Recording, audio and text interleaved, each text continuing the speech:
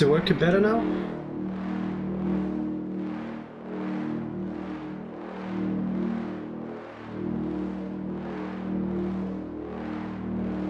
Staying.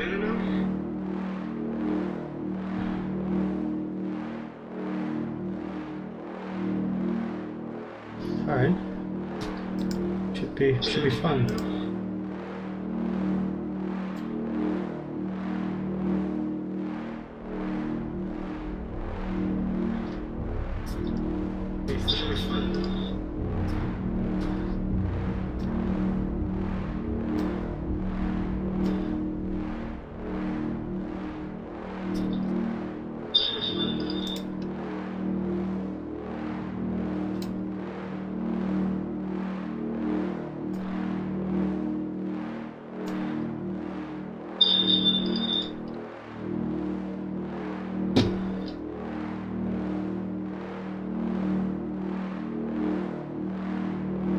One, two, testing the mic.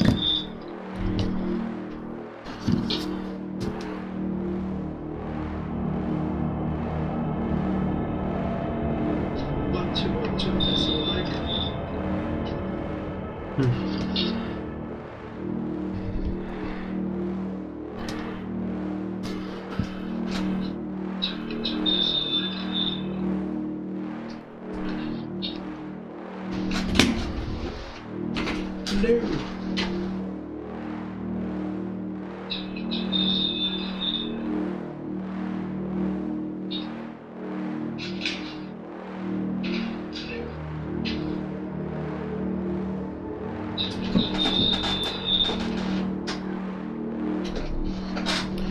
I'm not sure what is the problem. It seems like there's some sort of interference and there's a squeaky noise.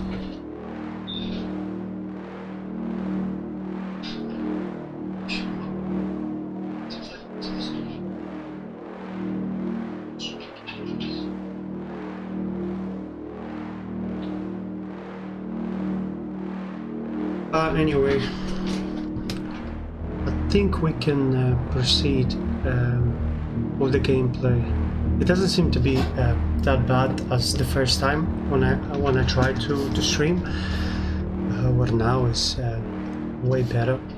So let's hope nothing really stops us. Anyway.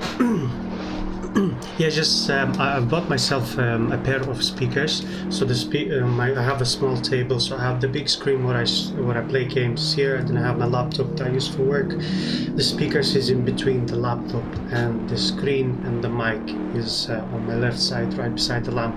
So I was thinking that it could be because of the speaker, some sort of interference.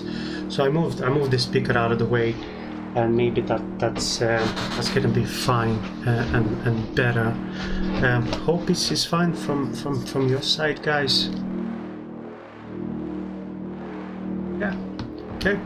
So, hello, boys and girls. Welcome back to my stream. It's been a while that I haven't streamed. I had obviously a good few reasons, personal reasons. For starters, I spoke in my last stream. About a great job opportunity that came my way. I had the interview, I had the test, and unfortunately I didn't get it, so obviously that made me feel not so well. It made me feel useless, to be honest. I couldn't pass the interview. Then I found out, unfortunately, my uncle passed away. I don't think it was from it was not from COVID. It was something related to heart. So obviously that made me feel bad. So I couldn't stream. And then I found out I have to move out as well, unfortunately. So it's like just a really complicated month that I had, and I couldn't put myself through and force me to play games, because the stream, I don't think the stream will be nice. It will be quiet. I doubt there would have been any interaction. I'll just stay quiet and comfortably. So I thought for the best it will be if I just leave it out. So here I am, a month later. Feel a bit better, refreshed. Kind of moved on with the idea that I didn't get a job, I start looking at the new rooms, so probably in the near future I'll get something as well. There's a few viewings that I have in this area as well, so we should see. I'm not too sure about the places that I'll get, but it could be a possibility that the new place I'm gonna move to might have really bad internet. Therefore, probably I'm not gonna be able to stream often, or it really depends. I'm not too sure. I have a few viewings. Obviously, the first two questions when I go to see the room will be how's your internet, because I'm working from home, and also if it has any mode, because I have some health problems as well. So anyway, I am glad to be back. Feels cool. I doubt that anyone really cares or sees my videos. I use this like a coping mechanism. So when I feel bad, I tend to play games, and I feel that there is someone listening to me. So it's like a therapist, free therapy for me. Someone's listening to me complaining about life. But anyway, things are slowly getting back together. Yeah, it's just a matter of time before I feel better. But anyway, I'm really excited to play some Generation Zero. So while I was away, there was actually an update that the guys behind this game have gave us. So there's an update from Avalanche Studio on this game. I'm not too sure what they have fixed so far. I have my notes open in the background. I'm just gonna clear this house. It's just I forgot where I stopped last time because it was a while. Actually, I didn't play any games while I had these problems. I played obviously a few games here and there, but nothing nothing really major. It was like a good 10-15 minutes, and then I would lose the interest. You know, when you feel bad, you don't feel like doing anything. So that's the mood I am right now. So I don't remember where I stopped, but it seems like I did check everything here. So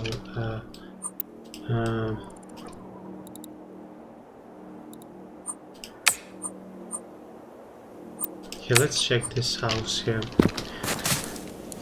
Yeah, so there's a huge update, first update of the year. I am not too sure what to expect and what they have updated. I hope they brought us something interesting to make the game even better than it already is. That makes sense. We found a safe house here. Just have to remember all the how everything plays. Inventory. I will explain this over again how everything works. Checking.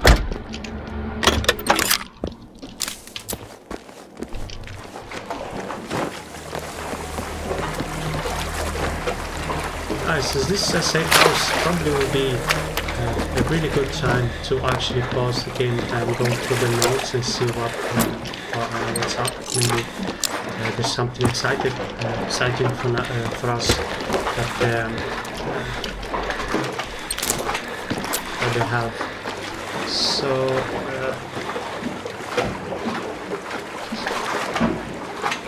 I just have my laptop open and I have to go through the chats. Twitch one and YouTube, so I stream on two platforms at the same time. So I'm going through the both chats to make sure I'm not missing a text message by text. I doubt that someone will text me, but we get it. Okay, we go out and we go through the notes right here. I'm not gonna read through everything. I'm just gonna hover over very quick, and if something that is interest of because as you can see, there's lots of updates, and as far as I understood, there's a few of them that actually doesn't affect me at all. So here we go. So February update, patch notes. Welcome to 2021. So this is the first, obviously, update of the year from Online Studio. There's few, obviously, additions and improvements. So there's additions. I wonder what's that. Opting out, have no account, is not required to play. You'll be access our new assignment system. I don't know what's that. It seems like this is online, so they have this some sort of app that you need to create an account to utilize assignments, and obviously assignments, something connected to being online. So I guess something online, playing online. So but that's obviously not connected to me. Assignments, save game backup improvements. In an effort to improve how we handle the game saves, I've told you many times, guys, during while we play games, the saving system is not that well put together as I wish to. The only place that you can save the game is only in safe house. So for example, if you go in the open space, like the open world, a big area basically, and you fight through different robots and stuff, and if you don't find any safe house nearby, all this progression will be lost. So let's see if maybe they've improved this aspect. In an effort to improve how we handle game save, particularly when things go bad and your save gets okay. So it's about the corrupted files, the save files, and I don't think that actually affects me in any way. We have changed the flow of the game. Save previously, the game would save at the back. Okay, so there's nothing really connected with the saving itself. It's about the backing up and all this terrible bullshit. Again, doesn't affect us. Moving forward, Farmlands region update. Okay, that should be interesting because that's obviously affecting us. Our continued efforts to revamp the game will have moved into the northern eastern part of the Farmlands region. Just like in the past, we've given an area a facelift and make it look more lived in to help provide that sense of a fuller, more robust world. Okay, so it seems like that they've changed a few things in the Farmlands region. I'm not too sure where exactly is Farmlands region. I guess we can log in and see exactly what they're talking about here. Farmlands, let's remember the Farmlands. They've also fixed a few bugs, animation, art, and audio fix. Okay. Crashes. I never had any crash during my playthrough, so thanks for that.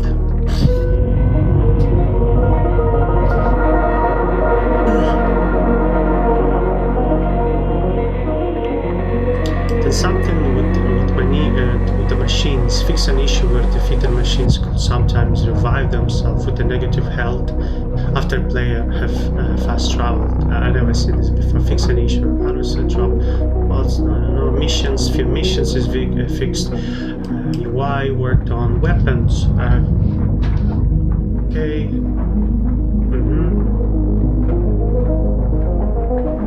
Okay, so from what I gathered from these patch notes, they fixed few bugs, issues. They worked on this online account, online playing type of shit that doesn't affect me. Assignments. I guess the one that affects me directly is just the Farmlands region update. That's everything. So Farmlands region should have something cool for us. There's no post in the tweet, which sucks. Okay, cool. So we open the map and we should see what is the Farmland region. Okay. So this is the Farmlands region. Here we should see something different, something that we haven't seen before. which is really interesting. For those who's not aware, maybe I should do a self-introduction for those who are new. I've been away for a while. You know, I got out of the system how I should talk or what should I talk of. So don't want to you know, start panicking, get nervous, and then say something that I shouldn't. So I will start by introducing myself. My name is Michael, or Misha. I'm from a little country called Moldova, located in Eastern Europe. It's located between Ukraine and Romania. I've lived there, I would say, for good 15-16 years, and then my parents decided to send me abroad to my sister. She was living at the time in Ireland, but she still lives in Ireland. Okay, so we see the game is starting already. I just don't want to start anything for now. Not while I talk anyway. So yeah, I am almost 30 years of age. I live in Ireland. I moved when I was a kid with my sister. It was challenging, blah blah blah. It's all good. I have a degree, college degree, school. No one is that a thing? No one cares. And yeah, just one day I woke up and decided to do some streaming games. You see, the thing is that I play games already, probably on a daily basis. So I thought in my head, might as well just stream. Just go here. Might as well just stream since I play games. And that's how everything started. I have my YouTube channel. I have a few game reviews there, but like there was some right at the start of the lockdown. I had lots of free time, so I've decided to turn this into a hobby. All this streaming YouTube videos and all, so I decided to make it into a hobby. So while I was sitting at home and got nothing else to do, I was making different videos and stuff like that. But obviously, it's almost a year and a half, more than a year, let's say, that the virus is here, and eventually we had to move past the virus, so we had to go back to work. So now I'm working, and unfortunately I don't have much time and I can spare to make YouTube videos anymore. There are a few videos, a few game reviews, a few gameplays and all this kind of stuff. Things got in the way. I cannot spend any more time on creating different videos. Obviously, whatever I'm streaming on Twitch, it's directly connected with my YouTube channel. So when I stream on Streamlabs OBS, all the platforms is connected. So I have okay.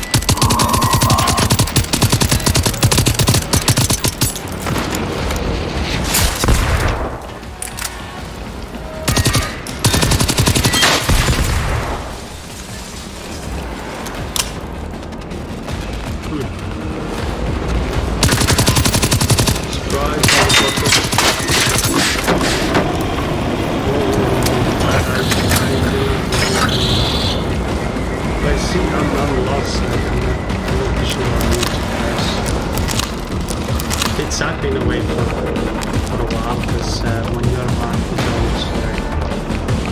You can't forget. I forgot the internet. As you see, I actually started streaming earlier. I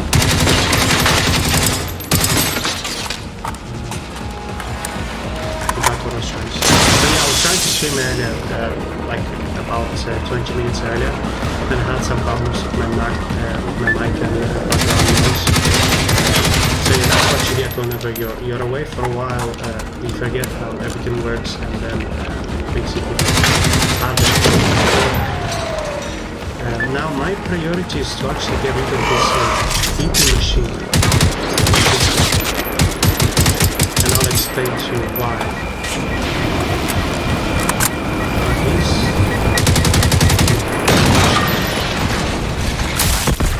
Wow. Dude, how is that really fucking easy?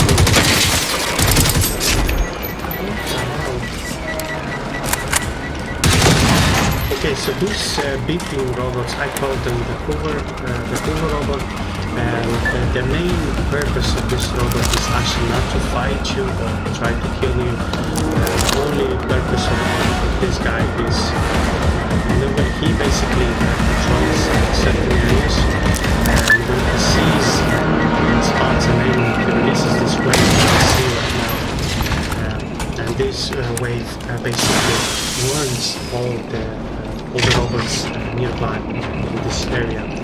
So it is obviously in your interest to kill this little fella as soon as possible. Otherwise, you will avoid his friends. So I've done a little bit of self-introduction. Maybe we can speak about the game itself. So it's the first-person shooter that we can see. Open world type of survival adventure type of game. We have the open world. The map itself is actually really big, as you can see here. So the map is. So I got distracted and he smoked me. I'll show you the map. The map is divided into five different islands. 3 of them kind of starter level, really nice and easy with no stress, where when you get to the mainland, it gets a little the mainland is actually really it's a huge map, so if you are concerned about the content amount you get for the line, I would say it's 100% because out of the top of my head, I can think of at least 100 hours worth of content that we have here. I really don't like it. Yeah, so this game actually came out back in 2019, and officially, the first time it came out, I reserved it. Say correctly. Anyway, I bought it straight away for the first day, and just like majority of the games nowadays, the shape of which the game was released was not really the best. The game had lots of bugs, and I'm talking about the game breaking bugs with adventure gameplay. But that obviously didn't stop me because I am a big fan personally of this kind of game.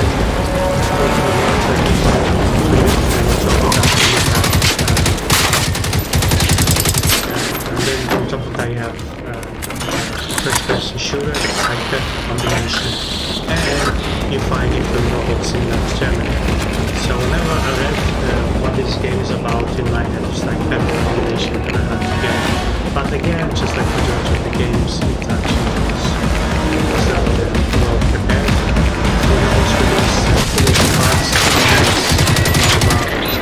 so I decided to leave the game, and I went away for a while, give a chance to actually rush to work on it and improve the game, and then come back later at a later stage and hope that everything is ready. So here I am, a few months, a few years later, trying to give this game a try. When I played the first time, it was just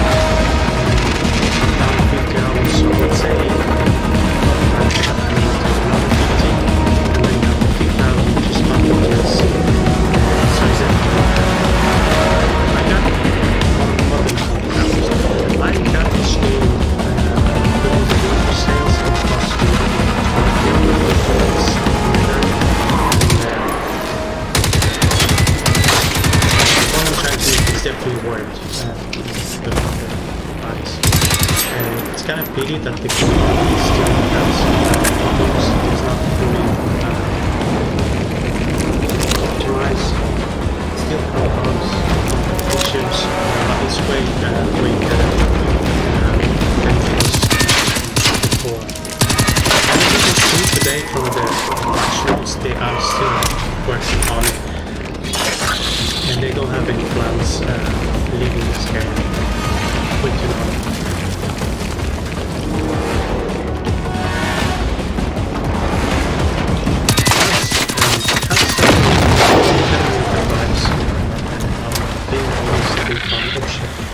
Shit's good.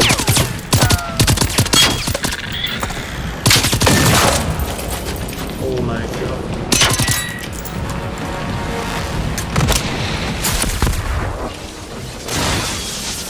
Yeah, they can. It can be challenging from time to time. But you see, if I go setting for game, playing a guerrilla adventure skirmish.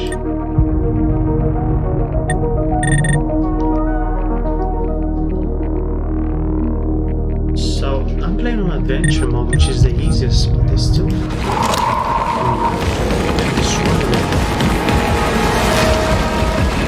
not sure. We should have read the patch notes and see if they actually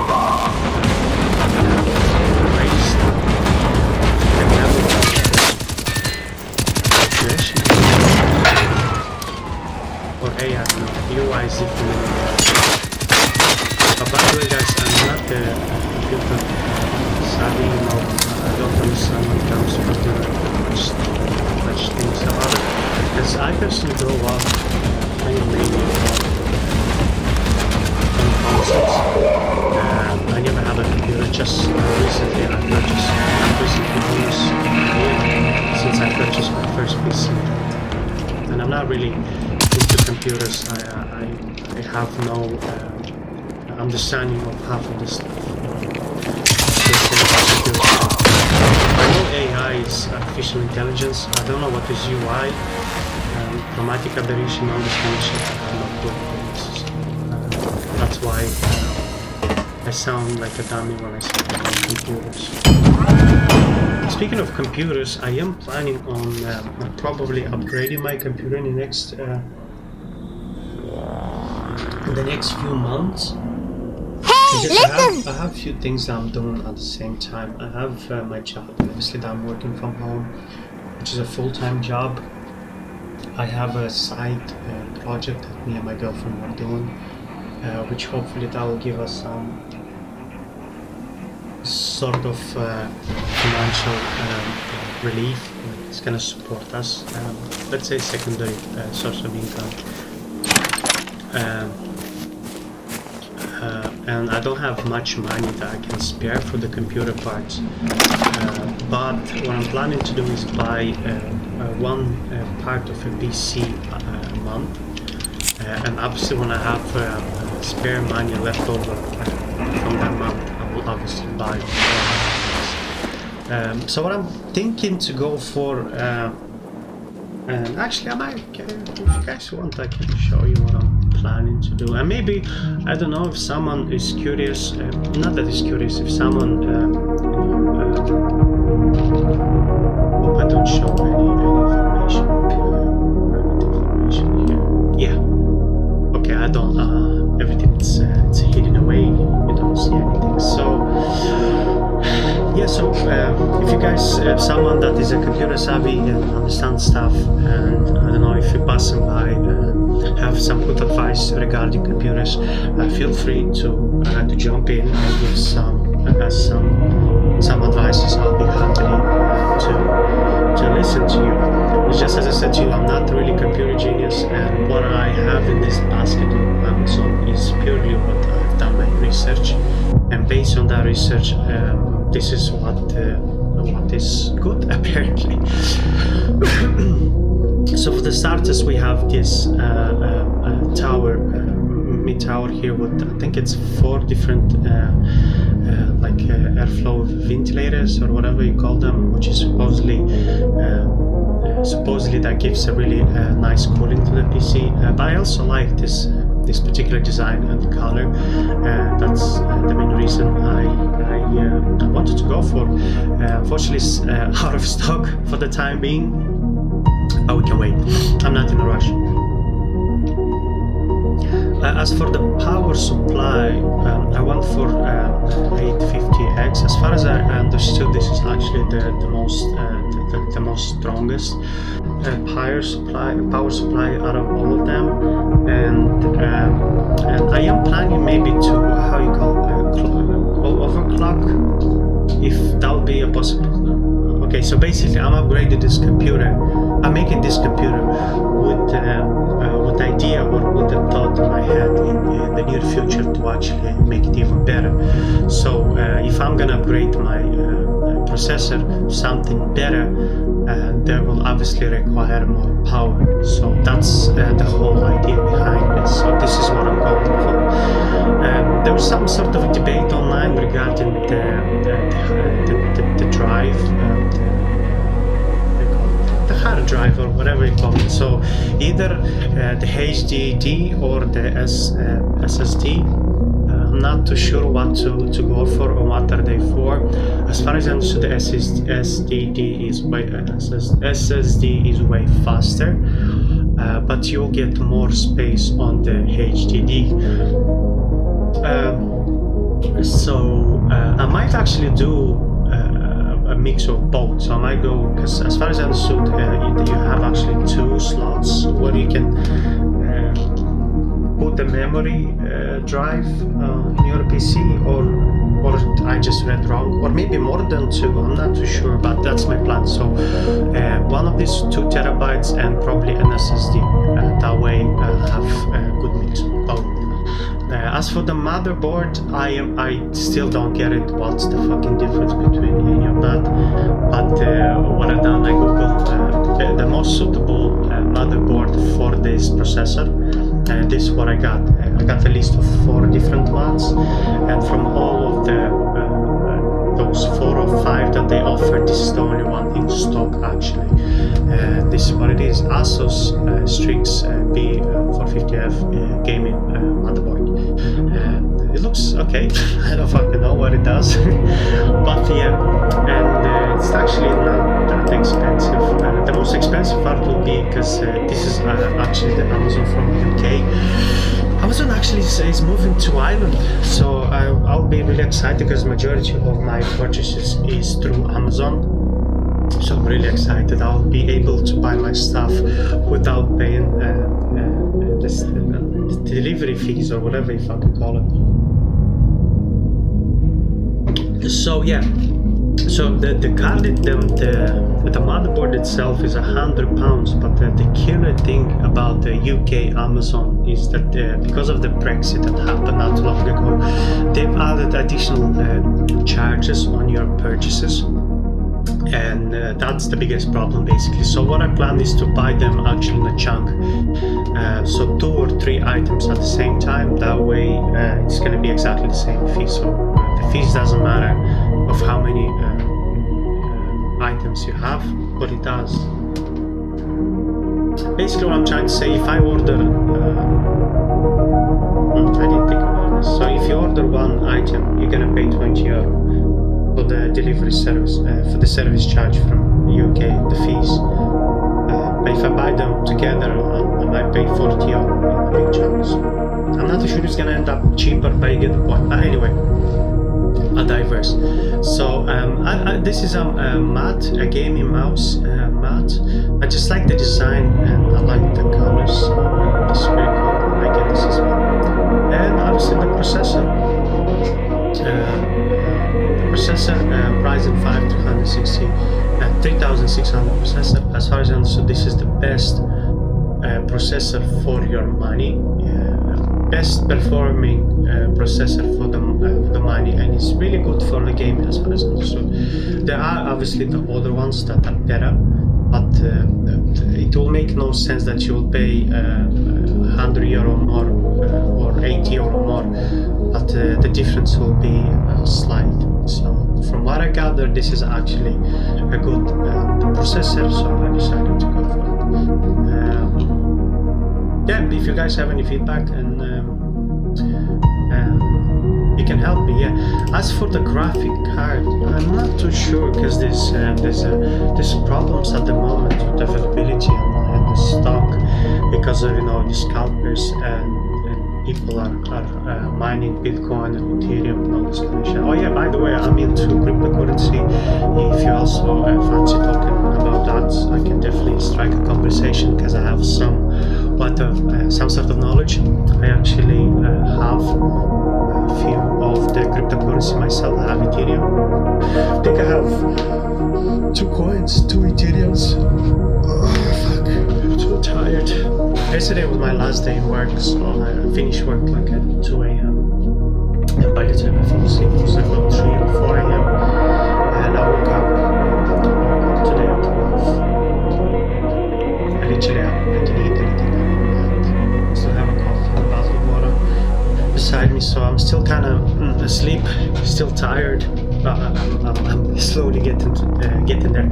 So as for the graphics card, scalpers and mining guys, it's kind of really challenging getting a graphic card at the moment. The current computer that I have is, I think, I still don't get the difference between RTX and GTX.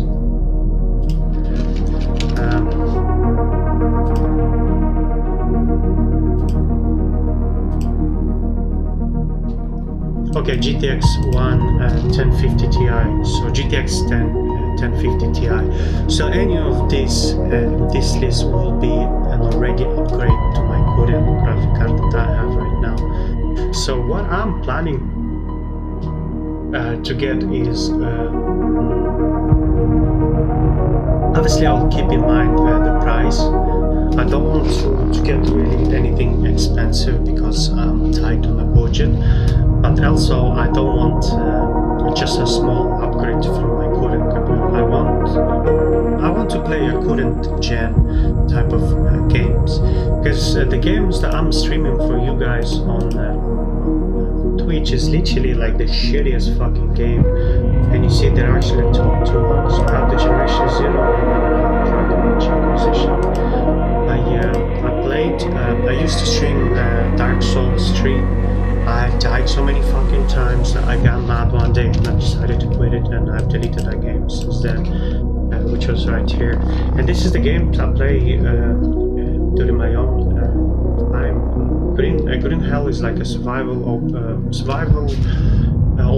kind of open world building stuff in the jungle. It's really a nice twist. It kind of similar if you guys ever played I was Stranded Deep back in 2017 or something like that. It's similar to that, but instead of you being stuck on an island like Forrest Gump guy in the movie Cast Away, but instead you're stuck in the jungle. It's okay. I've only started. I think I have 5 hours in, and so far so good. Kind of shitting my pants off, leaving the base and kind of exploring because I'm still new. Eventually I'll get there. So basically, you are stuck in a jungle with your girlfriend. There's no spoiler because I still don't know what's happening. So you get in a jungle with your fiance or wife or girlfriend type of material stuff. I'm not too sure either, girlfriend. I'm not too sure about what they are, but that's not the point. So they're in the jungle and they're checking this native aborigines in the jungle. So as far as I know, it's somewhere in Brazil or something like that, and they go in the jungle and they find this group of natives. And as far as I know, so they're cannibals who eat people. I'm not too sure what the fuck they're doing there, but something happens and the girl gets kidnapped or gets killed. I'm still not sure. And then you wake up.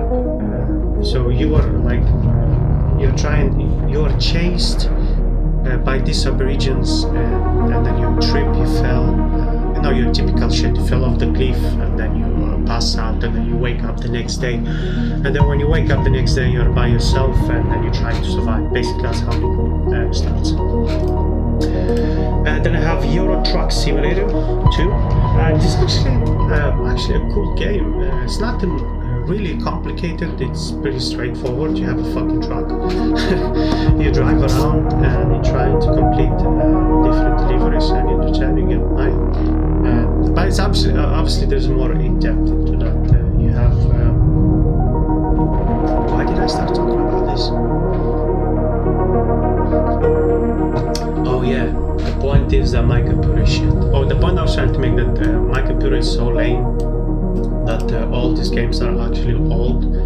And I was setting an example how old they are. So Dragon Age, this is like 10 years at least. It's a very old game.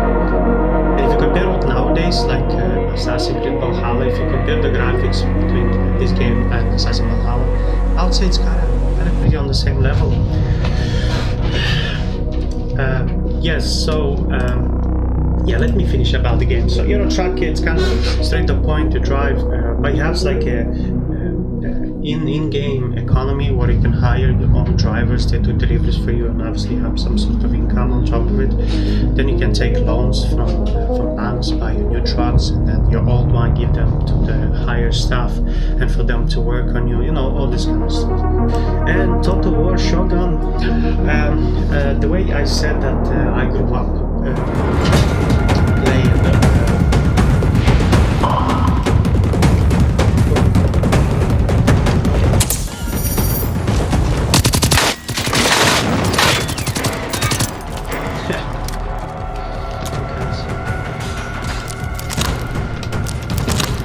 yeah, the way I said that my games majority are old, and when I grew up I played on consoles for years, and I always had a dream that the first game I would install on my PC when I'm home would be a strategy, because I love strategy. I love watching videos, can in my head having this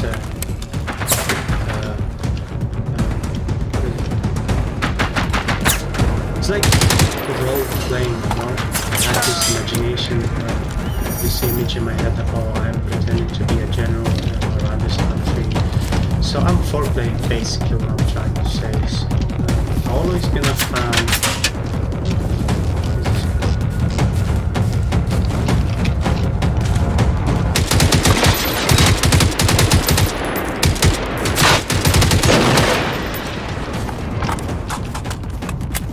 Yes, that's how I prefer to play the strategy. So I have in my head this particular scenario, and then I pretend that I'm in real world, and so it's a bit of foreplay. Anyway, my games are old. I cannot stream cool games, and I want to play cool games. For starters, I want to try the Cyberpunk. What is it? 77 or whatever. You get the point. 2077 or something like that. Yeah. So I'm not a big fan of futuristic games, but one of my colleagues that I used to work with has a Twitch account as well, and he's the one streaming Cyberpunk. And from time to time, when I work, I'm bored, obviously, and I turn the computer on to watch other people stream. And I got into Cyberpunk, so I become interested in buying the game. So I bought the copy. I bought the copy on my Xbox. I have the Xbox X, not the Series X, the Xbox X, the older generation. And unfortunately, the game has too many problems, too many issues, and I couldn't get a chance to play a good hour without even crashing the game or having annoying bugs.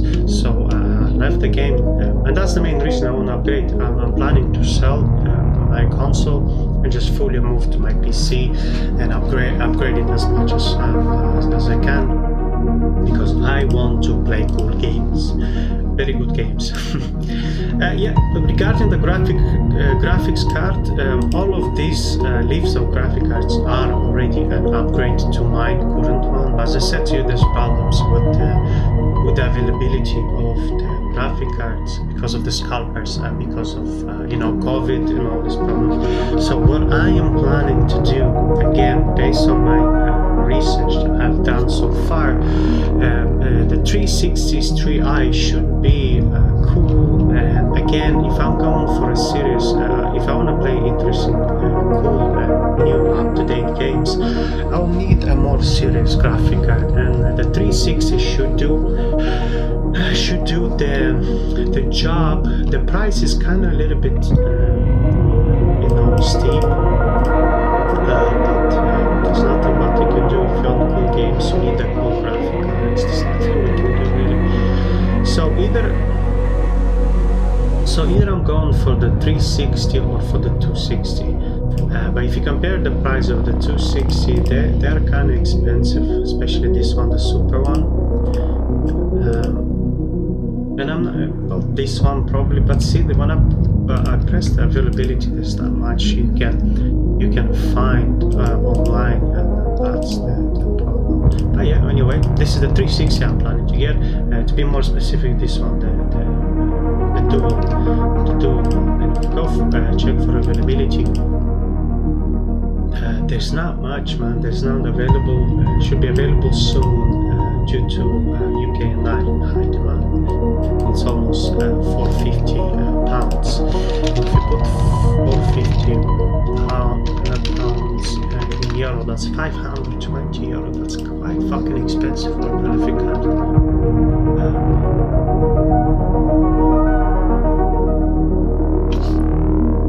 Expensive, yeah, but that's what I'm planning to get. Maybe one of those. I like the look of this one. This looks really interesting. The GeForce Chill Extreme Red. Obviously, I did try to look on Amazon. Maybe you can find it, but the prices are fucking insane.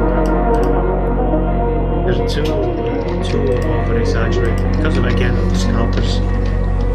You have these crazy prices on them. This £1,500. Like who would pay for this? Probably the miners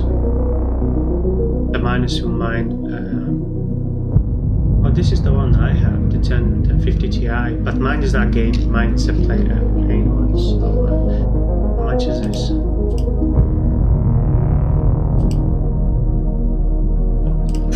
Fuck out of here. Anyway, come back the game. You get the point. So in the near future, if I get the opportunity, I will definitely get something cooler.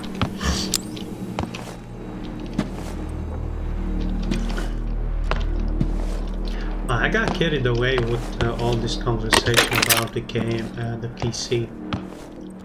And I just realized now that we are almost on 50 minutes streaming and I barely fucking played anything. So I apologize about that. So let's focus on the game. Yeah, hope you enjoyed the conversation so far. Again, if you have any tips regarding the PC parts or what's best money for performance, let's say, on a new PC, feel free to let me know. I have my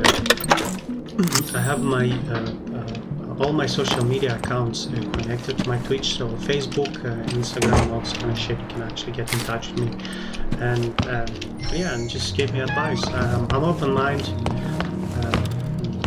very keen to make new friends around the world. So yeah, whatever you guys want. And yeah, by the way, if you enjoyed the content, please give me a follow. It will help me a lot. It gives me motivation, because again, I mentioned to you, I'm working night shift, so usually I finish like at 2-3 a.m. in the morning. And by the time I fall asleep, it can get late. So for me to wake up earlier, stream before work, it just takes energy, takes effort as well. Because I'm tired when I have to wake up at 10 to have a coffee or eat something before the stream. I need to stream for a good few hours, because I don't want to have the stream too short. There's no point waking up and streaming for an hour, because I don't think it's, you need a good 20 minutes to get in the whole flow. Like just now, we have 50 minutes and I start just talking and explaining what happened. And you just, it's not enough to get in the flow in 1 hour. So I prefer to do a 2 to 3 hour stream, usually. So if I wake up early and I get really unmotivated sometimes, and it's really hard. As I said to you, it's tiring waking up. So yeah, it doesn't cost you a follow. It gives me motivation to wake up early, and obviously it doesn't cost you anything because I'm not. I'm currently on the 61 followers. I'm officially affiliate. I can get affiliated, but I'm not planning to, as I don't want, all that subscription type of shit to beg people for money. Yeah, so I'm not planning on doing that. So if you guys want, feel free. If you enjoy the content, please give me a follow. It doesn't cost you anything. And as I said, so it motivates me to get up early and do these games for you. And obviously, whatever you,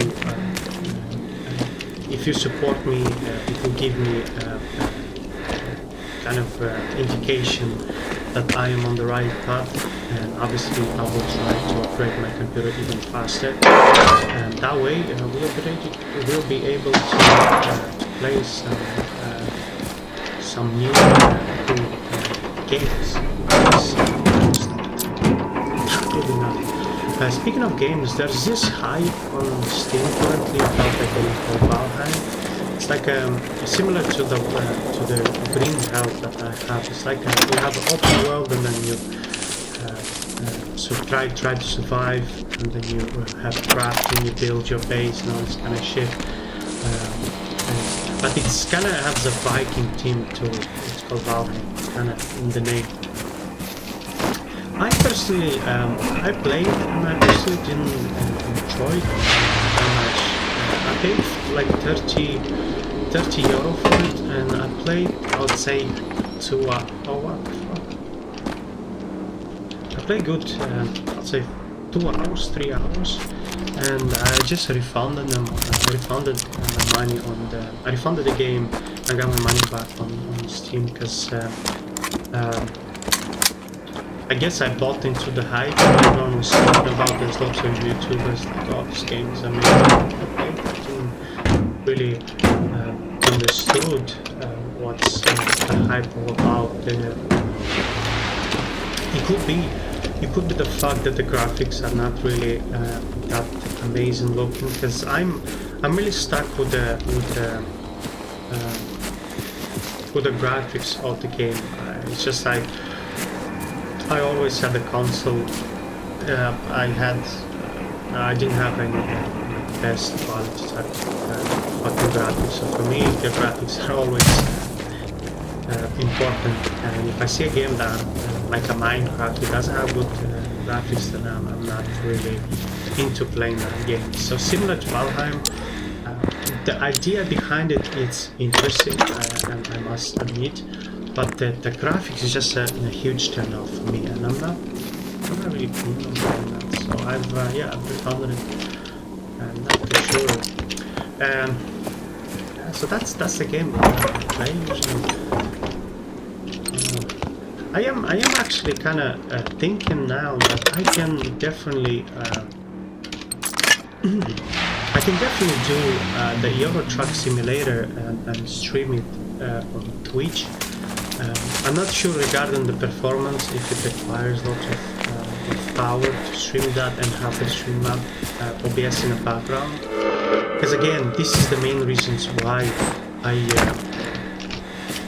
don't stream kind of difficult, complicated games. Because I tried once to stream, what was it? I had a game, let me think about it. I had a game, I started streaming. I started streaming, and then I had a Streamlabs OBS in the background, and the moment I turned the camera on, And at the moment I start streaming, the game started, frame rates would drop significantly. So that was like quite obvious that my computer couldn't handle this. It required more power, basically. So yeah. So now, when before getting a game and thinking or planning to stream it, I need to test it myself. So I put the Streamlabs, then I put the game on, like obviously in my own private time, and then I have to see if it's actually working without any issues. Now I have this fucking the outpost that is marked with the red outpost, but in generation, that it's called Phoenix outpost, Phoenix generation, and I know this is connected with the DLC itself that made during the winter sales, but I still don't understand what I'm going to do with them,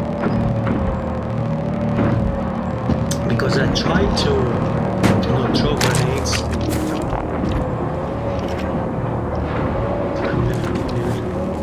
Try to throw grenades try to destroy that stuff, but it's not happening anything. So I'm not too sure if we are meant to ignore them or what's the story, because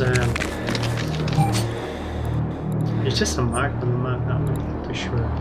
Again, the first time when I played this game back in 2019, half of the stuff that we see right here was not here. This was not here, so for me to play the second time right now with many updates in the game, it's pretty cool, because I feel like I'm playing this game for the first time as well. So we are all of us are curious, eager to find out what's happening in this game.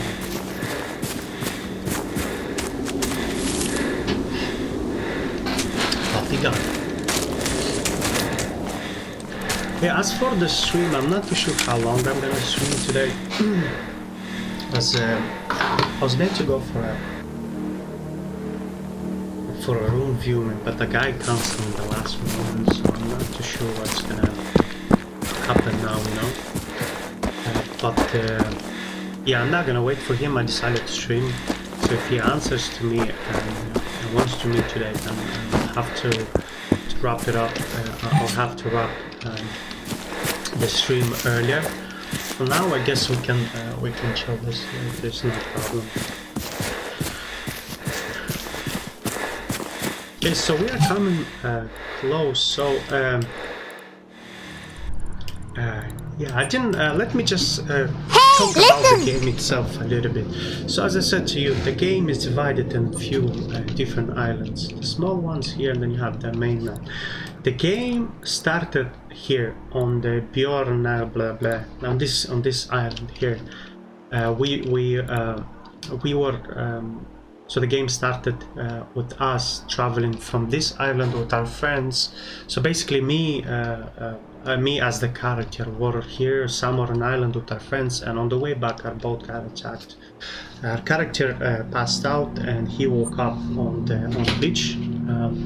Right beside his house, and he started investigating, obviously, and trying to find out what happened in this.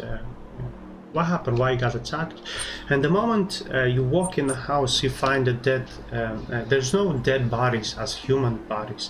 There were lots of blood, and then there was dead carcasses, robot carcasses in the house with a gun.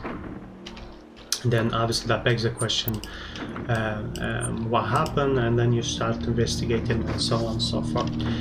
So from there you moved, so in the house you find a note that says that there's some sort of attack by robots and there's an evacuation taking place.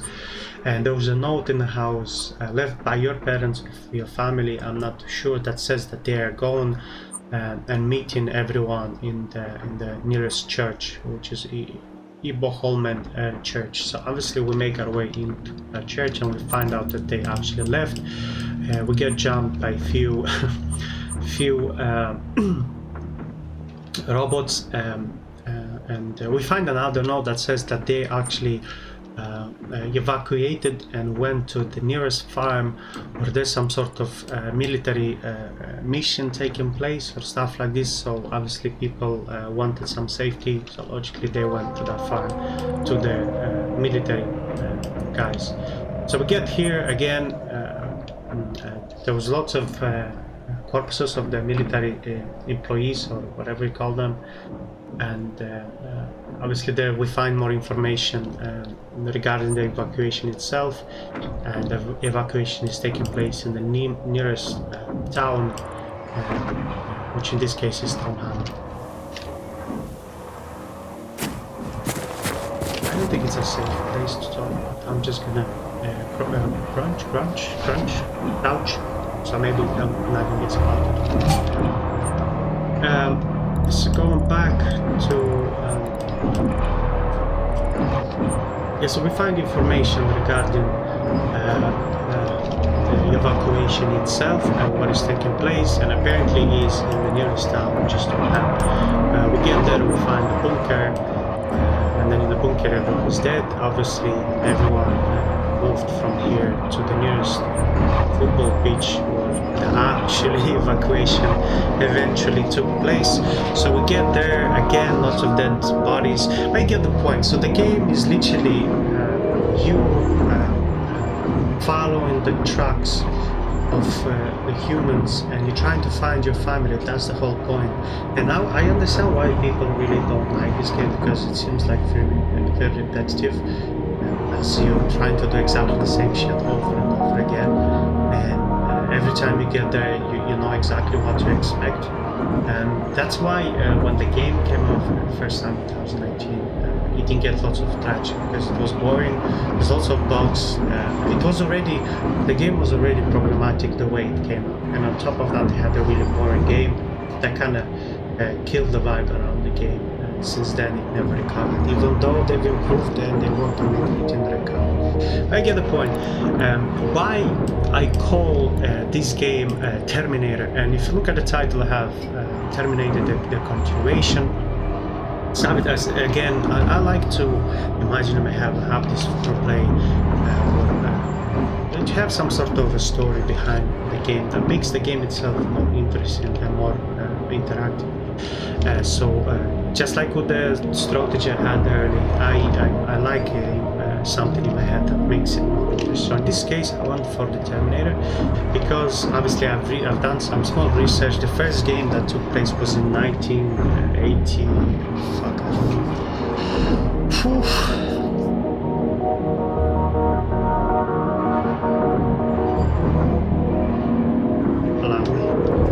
Allow me to find out more information.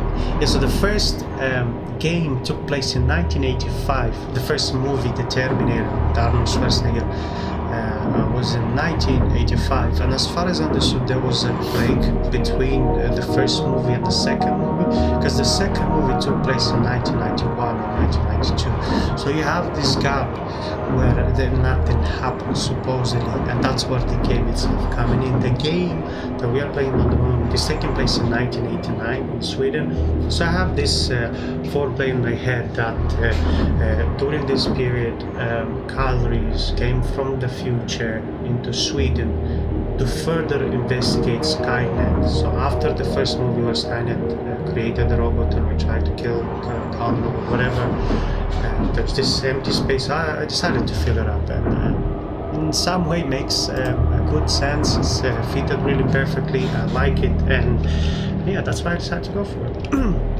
Another cool thing is that it's similar to Terminator. They actually have the resistance, some sort of resistance in this game, similar to the movie. And the first time we actually encountered the resistant village, because it was a kind of some sort of village, was right here.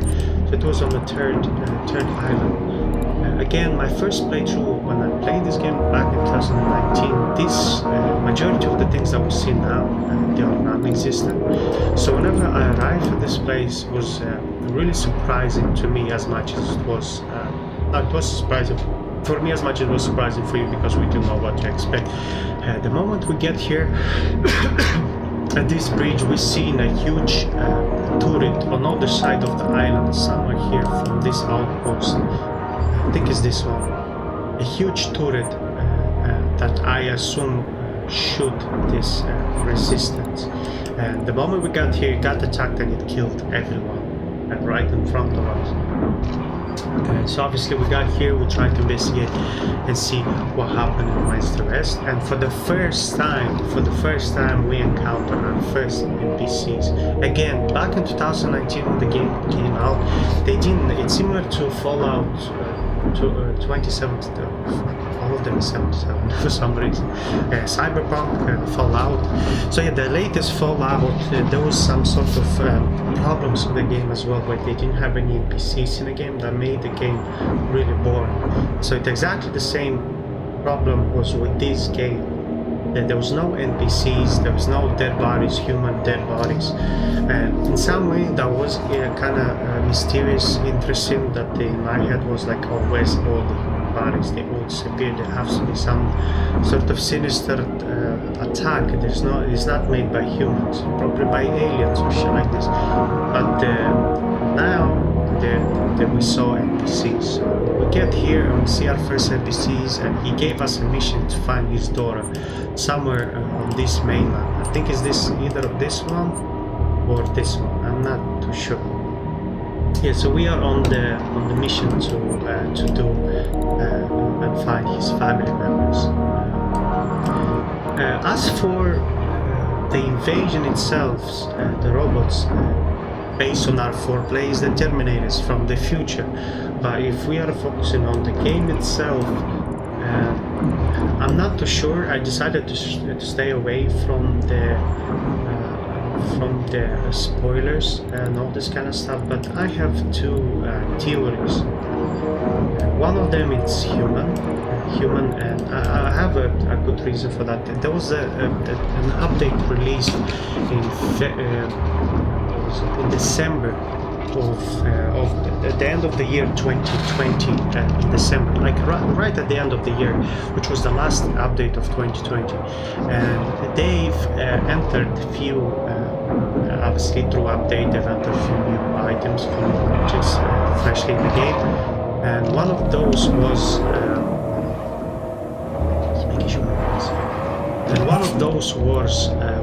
Russian military personnel as humans, some small military base. The Russians one is few equipment, cars, trucks, tanks, all this kind of shit. And that begged the question: is this invasion human-made? So is this robots human-made? Which is the strongest, one of my strongest theories, because the initial invasion took place on the first island close to this castle here, and when we went to investigate the first encounter, because that's why the military assembled here in the game. So there was the military assembled here, and they're all trying to investigate the first appearance of the robots, and then they encountered them, and there was some sort of battle. And then when we get here and we try to investigate the first encounter, we find out large containers on the shores, and they're all open. For some reason the fourth or the fifth container was actually fully closed and it didn't get a chance to open. And then when we open, we found out that it's full of enemy robots. To be more specific, the doggies. I call them doggies because they kind of look like dog robots and shit.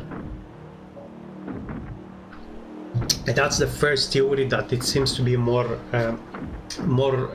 logical than any other. Human-made design and all this kind of shit. Where second theory, it could be aliens in this game. In the real world, I'm kind of 50-50 on aliens, but that's how the game is not me. Because if you look at this outpost, Phoenix, how they're called, they kind of look some sort of alienish. Like they have some sort of extra.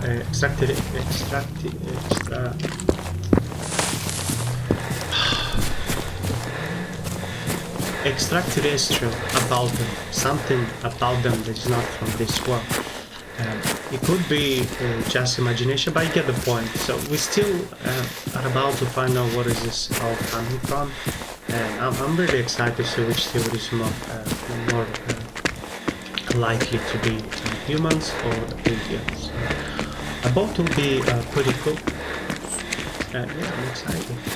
So we are getting closer to the next town here called Kalkai or Kalhai. I'm not sure, I can't see because of this little fella right here. But let me just have one problem. My chat for Twitch is open on my mobile phone, where my YouTube chat of the video itself is open on my YouTube. And my phone is actually running out of battery, so I need to run into my room and actually grab my charger. And that way, at the same time, I can have a break, a short 5 minutes break.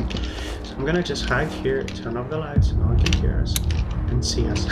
I'm gonna take a short break and I'll be back in 2 seconds. Thank you and see you soon.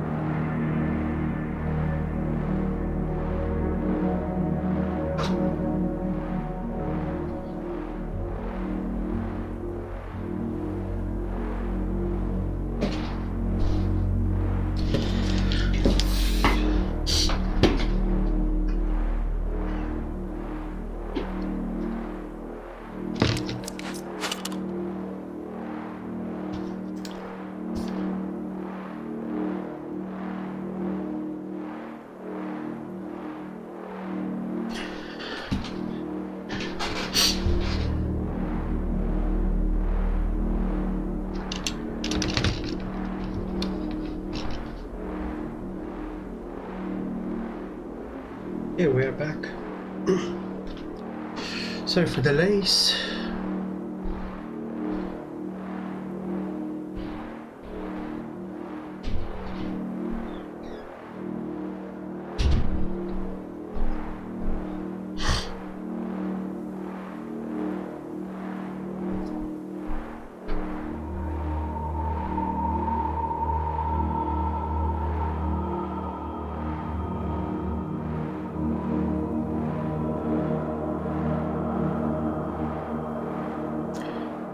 Yeah, sorry about this, guys. I'm back. My girlfriend is coming soon as well, so probably I'm gonna stream for another hour or so, and then we can wrap it up. Yeah, so we entered the town of Calabi, and we see here this little gentleman right here just patrolling this particular area.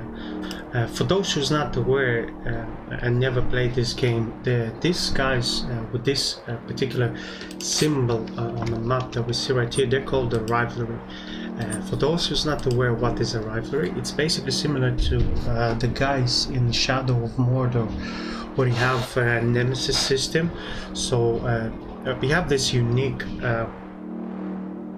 approach to the enemy that whenever they kill you, they level up, they become stronger, and at the same time they do remember who you are. So next time, for example, if they killed you, so for the next time you encounter each other, he'll remember you, and obviously the fact that he killed you, he will become even stronger to fight him. So similar to that, we have here a rivalry. They are randomized with different names, different class, and obviously all the information you see right here. So in this case, his name or nickname is Olven C416, and his class is a hunter. That's how he looks. I personally call them Optimus Prime because they do kind of look like Transformers. You have your legs, your head, two hands. Right hand is usually a melee, so in this case he has some sort of a blade, and the left hand he has a shotgun or a machine gun, just like in this case. Some of them actually carry an extra weapon just on top of the body itself, either a grenade launcher or a tear gas or a poison or a flamethrower, as we saw earlier. Yeah, it really depends on what type. The enemies themselves, they come in different tiers. It's just like your typical Diablo game, where you have your normal enemy, and then you have your gold color that's kind of more superior, like a mini boss or stuff like that. So it's similar to here. How do you spot which classes are they? By the color, just like in Diablo. The most weak type of enemy, so basically they're all exactly the same looking type of enemy, but they come in different colors with different weapons. The orange ones will be the most basic type of enemy.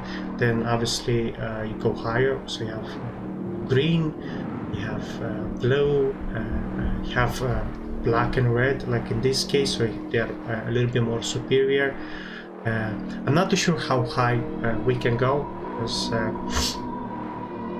since I played last time there's lots of updates, but as far as we just saw now with the flamethrower guy in this area, they are actually kind of black and green, bright green, like a toxic bright green color. So that might be a new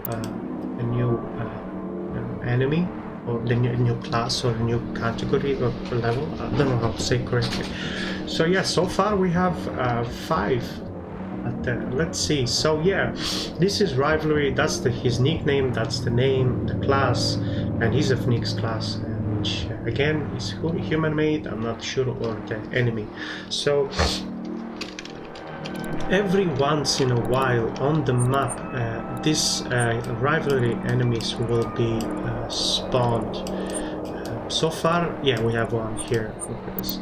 They're all different, as you can see. They're different, and the cool thing about it, just like your Nemesis system, they're all different, all randomized, with different names, different weapons, and all this kind of stuff. And the cool thing, they actually can level up just like the Nemesis system. I'm not too sure if this is online, so because sometimes when I played on my console, sorry.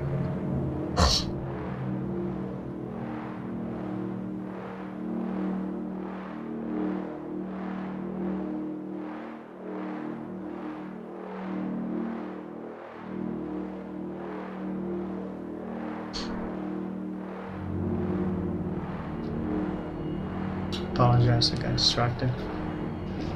Yeah, I'm not too sure if this is online or it's in-game when they get this experience, because last time when I played on my Xbox, for some reason the game itself was open room, and anyone that wanted could join me in the game and play alongside me.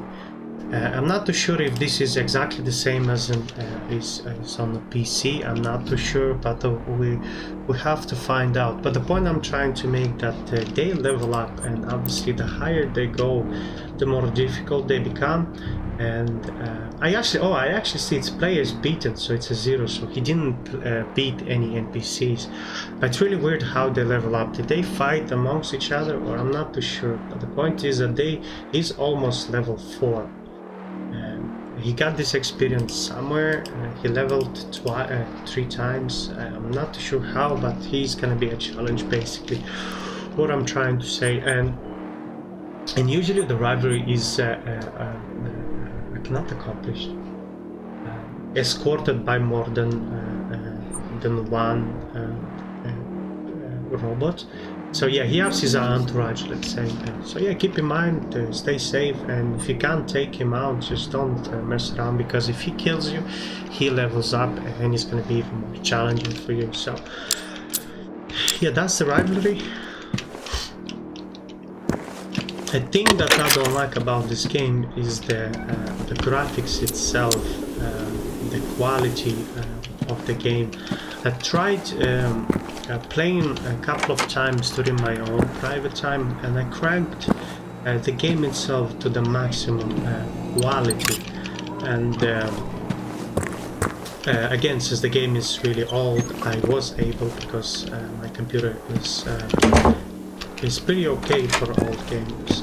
I cranked everything up to the highest quality, and for some reason the graphics was not really the best. It's really blurry, and it was really annoying, personally for me. So I'm not sure if that's intended or that's an accident. I'm not too sure. Also, I don't like the brightness of this game. It's really dark and dull. It could be that this is what they were going for, but I personally don't like it, and I believe that there should be an option for people to be able to change the way they like the brightness, and I'm afraid there's no such an option here.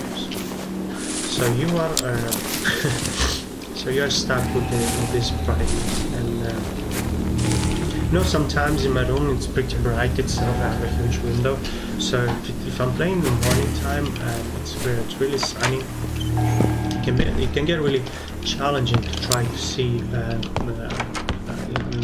a bright room, you know.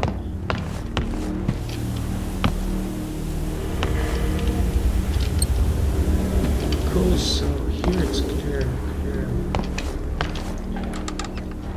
Yeah, I was thinking regarding the streaming, I'm not too sure if I will be able to stick to the schedule itself.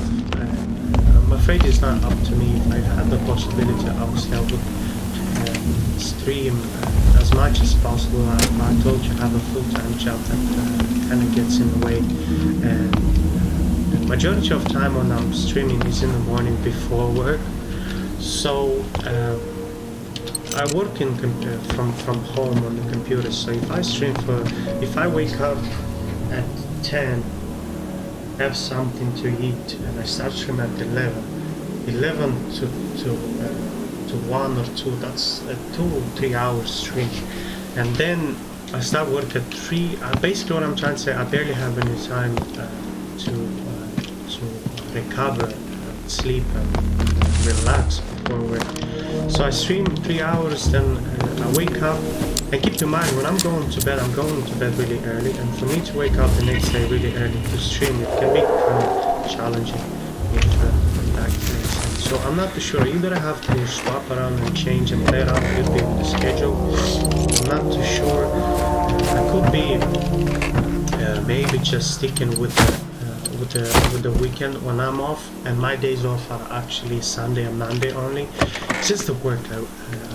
It's a little bit different than your typical 9 to 5 job. I work night shift because our head office is in Texas, so we need to be aligned with the American time period. So I'm working night shift, starts 3:30 p.m. but we need to log in at 3 because we need to check emails and all that kind of shit.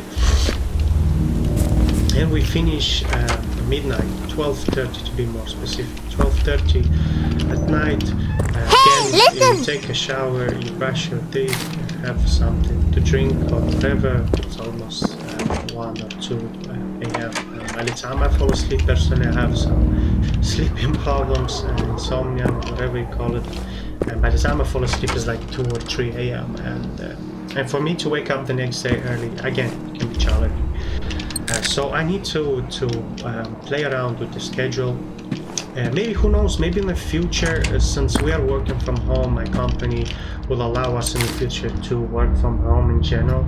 And if there will be an option to change the time pattern to a morning one, I definitely will be open to that. And maybe in that case, I will swap to the more regular pattern of streaming, because it's not that if I'm working from 9, I don't need to wake up really early to get to the office, because I live here and I can do work from home, you know. So it's not that I'm gonna be tired, and if I finish work at 6, it's not that I'm gonna go to sleep at 7. I'm gonna be up regardless. I'm gonna stream 3 hours. So, yeah, but for time being, it's really tiring. So there's not much people really watching me, so that I don't see the point. I'm losing interest, as I said to you. That's why I'm asking you if you guys are willing and enjoy the content. Please give me a follow. That's the only thing that really motivates me to stream. Yeah, well, regardless of the situation, I will stream, but it's not going to be as regular as I initially started, because I was trying to stay professional, stream 3 times a week. As I said to you, it can be challenging. I can be tired, and when I'm tired, I can be cranky. If I'm cranky, I'm not going to be friendly and open-minded and excited to stream and positive and all this kind of shit. Because then I'm tired. There's something I can do. So yeah. So I'm still yet to decide what is the best solution.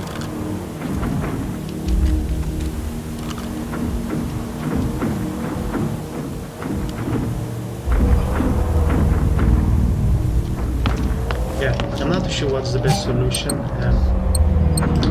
I need to take a look.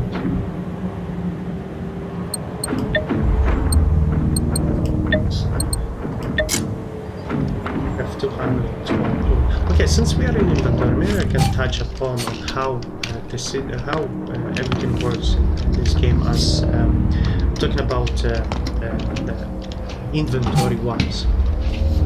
So it's like again, there's lots of RPG elements in this game. As I mentioned to you earlier, it's an open world, first-person shooter, but there's some RPG elements to it.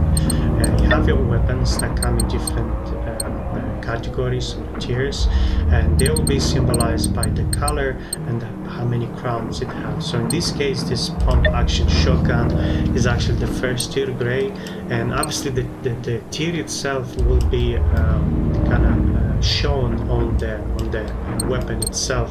So in this case, the shotgun is really rusty, dirty, which implies that the gun itself is really poor maintained, it's a low tier, and actually that's reflected in the stats as well. I actually don't have the same weapon to compare one-on-one, but you get the point. So the higher you go in tier, the better stats you get, and kind of cleaner and smoother the weapon looks. I'm gonna show the shotgun here because I do not require. Because if you look on the bottom left corner, you'll see that you have a weight capacity. The maximum you can carry is 96 kilos, where I have already 65. If you're going over the top, your character will be slowed and you're not going to be able to get away from the enemies. To be more specific, there's one enemy that is really persistent and is chasing you all the way until either he kills you or you kill him. And in that case, that's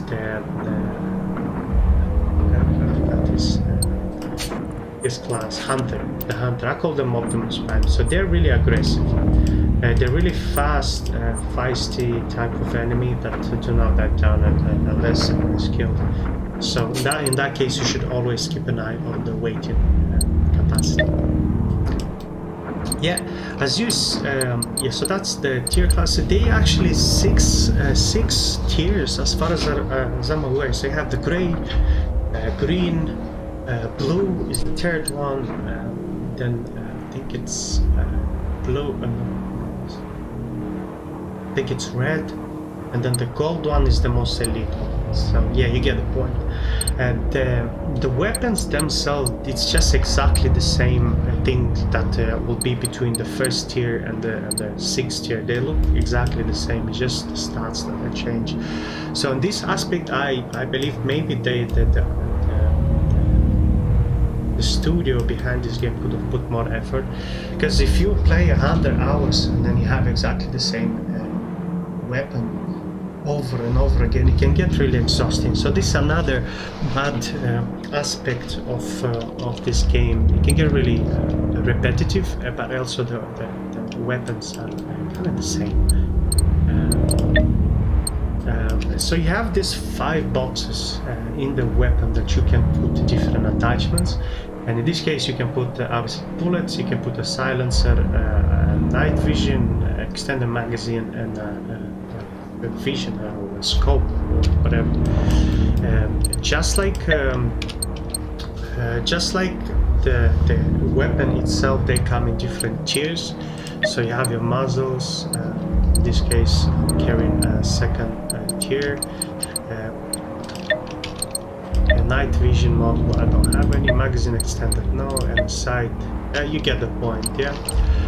The cool thing about the ammos, it's kind of similar to the real world. They come in different calibers, but also they come in different types, just like real world, which is a small little tweak that I personally like. It's nothing major, but it's still at the same time really cool. So you have the normal hollow type of ammo, but also you have the armor piercing, just like the one I'm carrying right now.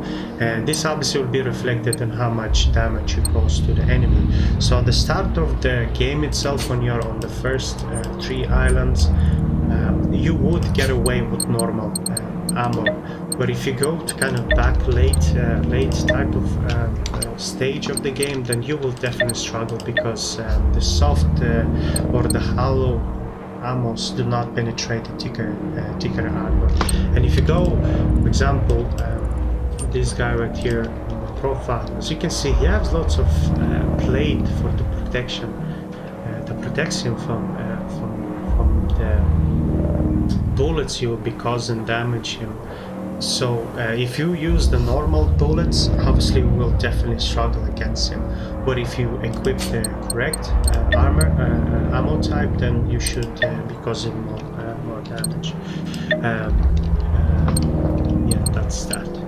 So that's our so that's primary weapons and the tiers and attachments. Then we're gonna go your side weapon, kind of exactly the same, similar stuff. Nothing interesting, kind of same shit. Ammos, I told you the difference. You have shotguns. There's actually 4 types of bullets. We have buckshot ammo. We have birdshot. You get the point. There's many ammo calibers and types, so nothing really crazy.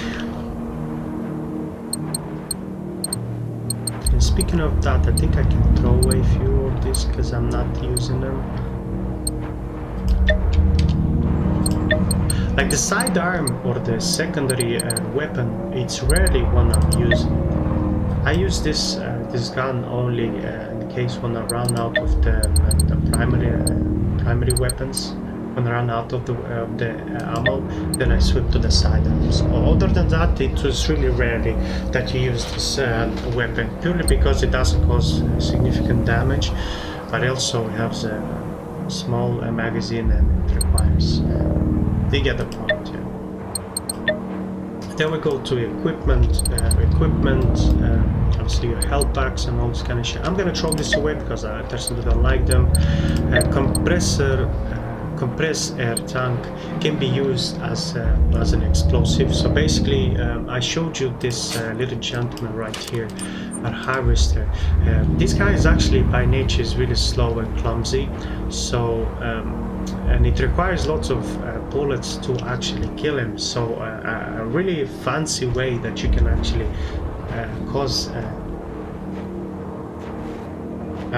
The only way you can actually cause significant damage to this guy is someone here. It's not very safe. And the really cool way that you can cause significant damage to this guy is actually run under the harvester and drop one of these tanks under him, and hopefully either he steps on it and cause the explosion, or you can just shoot him from distance, and they can cause really good damage. So I'll say 2 or 3 these tanks. A small cell, kind of like an electric grenade that you can throw at the robots themselves, and creates like a electric explosion that stutters them for a few seconds. I personally don't find this useful at all, so I'm gonna throw it away because some of them can take lots of weight. Not this one. For example, this one takes 1 kilo and a half. You get the point. It slowly adds up to if you have unnecessary things. Small fuel cell, pretty straightforward, exactly the same like the compressor air tank. You throw it and causes damage. Same as this one. Emergency flare sticks or emergency. This is the sticky ones and this is the normal ones. This can be used.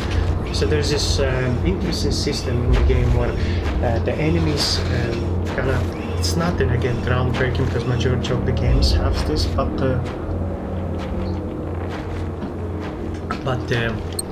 the enemies can spot you, and you can use this to actually distract them. So the vision, I guess it's kind of limited to a certain degree, and you can easily distract them by throwing an emergency stick. So again, if you find yourself if there's lots of enemies nearby you and they're all attacking you, you can definitely throw one of those to destroy them. I'm personally gonna throw it away because, again, it takes lots of space. In this case, I have 42 emergency flare because sometimes you get yourself into a sticky situation. Like I remember my first playthrough, I reached this military base, this military compound here. There was a good 30 or 40 enemies at the same time, and believe me or not, you will definitely need that to use. So keep in mind, you need it. Fireworks, exactly the same thing. Used for distraction, basically. For distraction. Lockpicking, pretty straightforward. Adrenaline shots. So. Adrenaline shot is basically when you encounter an enemy and then you fight them head to head, and you find yourself dying. This is basically revival adrenaline shot. So before dying, you get an extra chance to revive yourself and get yourself a second chance to fight the enemy. So before getting killed, you get another shot. Yeah, a radio is exactly the same, so the enemies can be attracted to loud noises, just like that Hoover robot that we've killed earlier that releases that wave to warn the enemies, similar to that. Yeah. So if you cause lots of noises, like shoot your gun or throw grenades or throw explosive gas tanks, the nearby enemies will be attracted to the loud noise. So you can use the radio to attract them or to distract them, and then you can sneak behind them.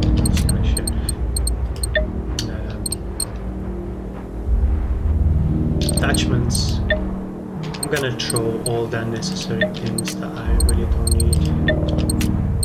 Shotgun choke, I'll keep one of the shotgun chokes. Shotgun scope. Crafting resources, basically you can create your unique looking apparel or costume or whatever you want to call it. They call it here apparel, so your clothes. But obviously every piece of material that you can put it on, equip it, can have certain stats that can benefit you. So in this case, for example, the jacket I'm carrying is experimental, and it has actually 1%, plus 1% bullet resistance. So there are benches in a safe house that you can go to and use your crafting resources to create your equipment that you require. It's kind of interesting. In order to create this, you need, just like Dragon Age Inquisition actually, for you to create something you require not only the crafting resources but also the crafting schematics. So even though you have plenty of crafting resources, you can't build anything if you plant the crafting schematics. There you go, schematics. And that's actually why the exploring in this game is maximum recommended. You have to check every little corner as much as possible, because otherwise you're not gonna find all the stuff. So as you can see, this rivalry, actually there's lots of enemies patrolling this area, and they don't seem to be too willing to leave this area. And I'm just planning to try to open this. That way I'm close. That way I can use the house to my advantage and kill them without actually going out, risking this.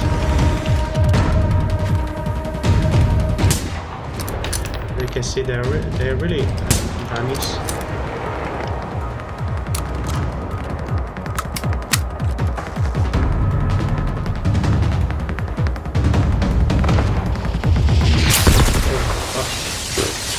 Whoa.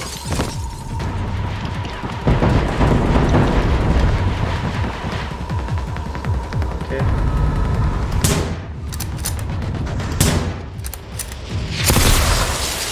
Yeah, you shouldn't be ashamed to use the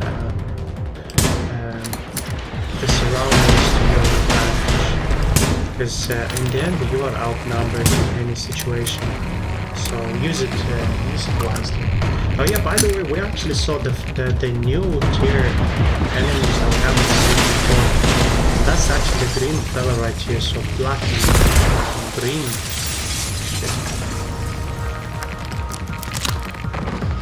We actually got into a serious problem here. I don't have much of a health packs I can use.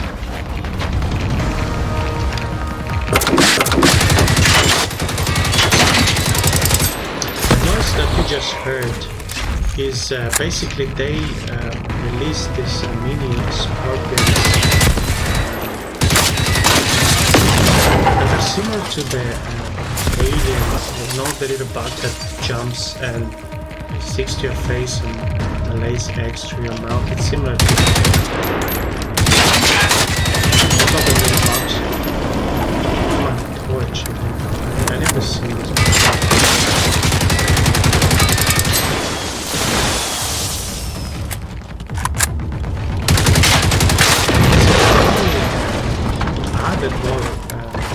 More enemies for diversion, for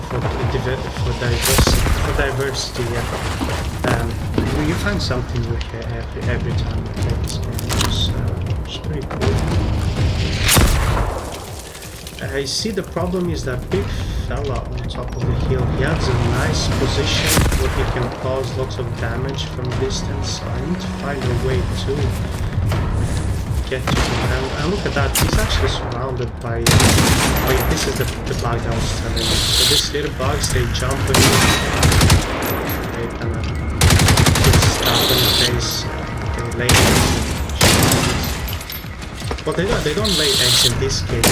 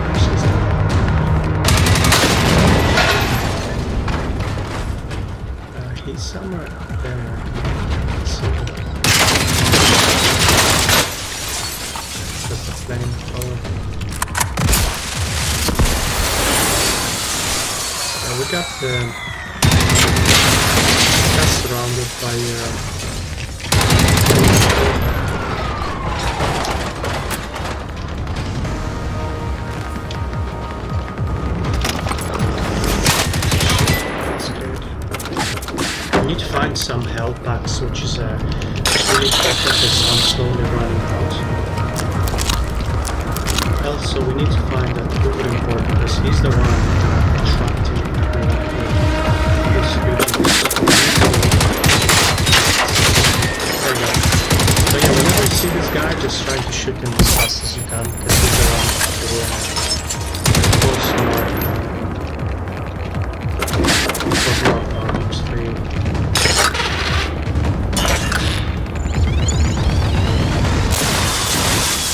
got away.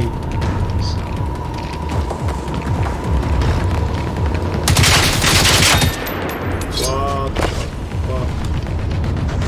Yeah, he jumped on top of the house, man. I'm telling you, this game is so buggy.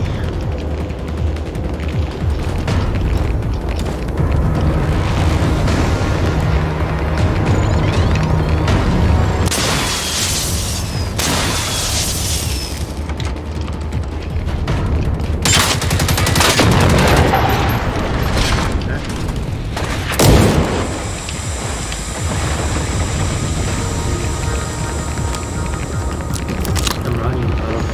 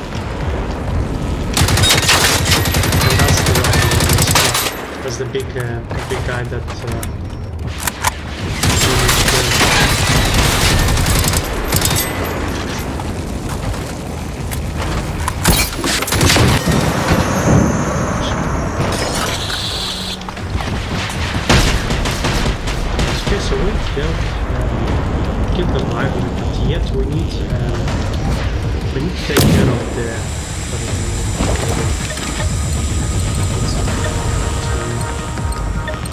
help us.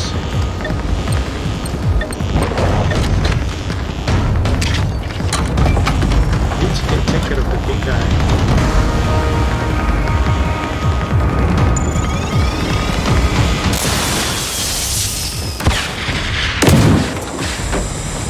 What is this tear gas coming?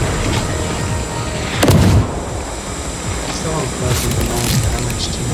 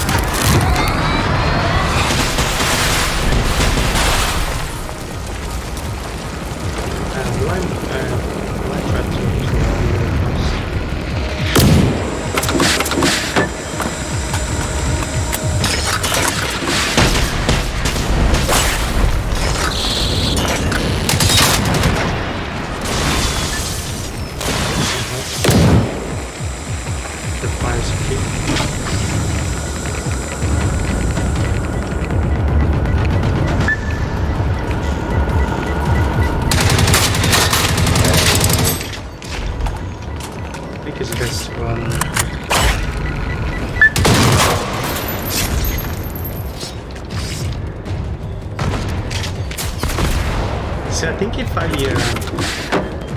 run away, I can put some distance between me and harvester who's shooting at us. Maybe that way he's not going to be able to reach us. That makes sense.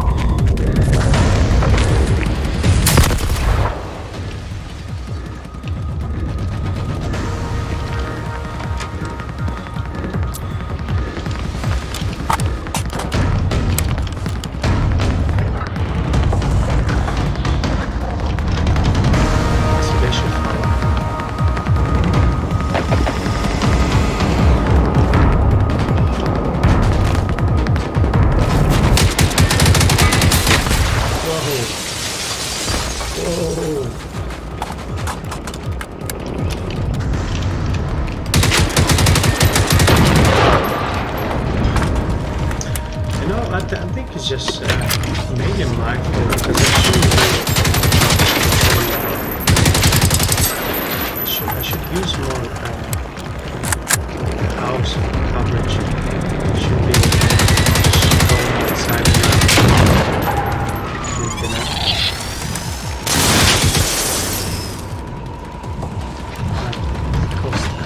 Look at this poison. I got poison. Let's see which one.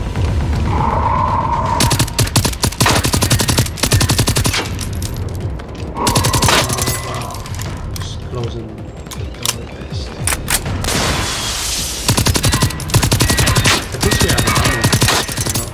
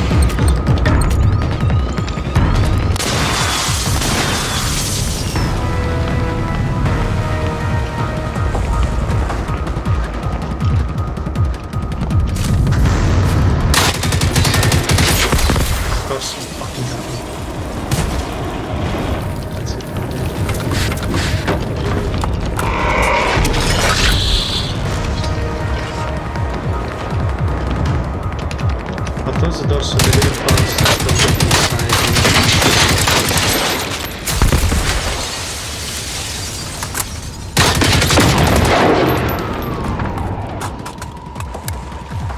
Should be.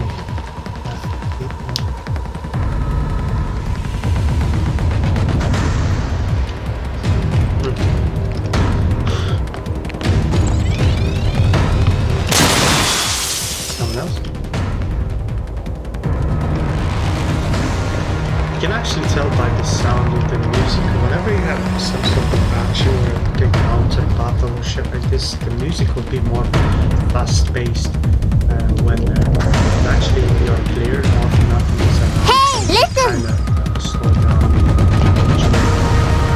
So for now, based on the music, it seems like we still have trouble nearby. So let's just sit out for now and give them a chance.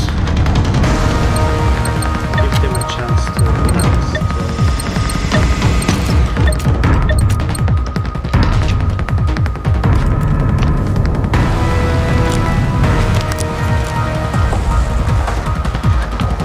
First instinct should have been to just, whenever I see a large group of enemies, just fucking show them.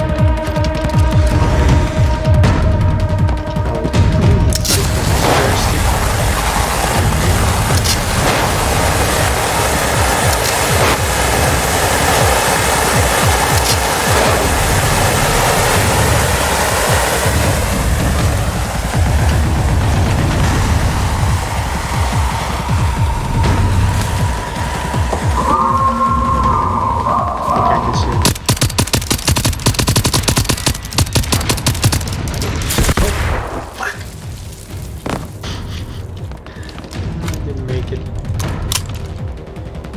I did not make it in time.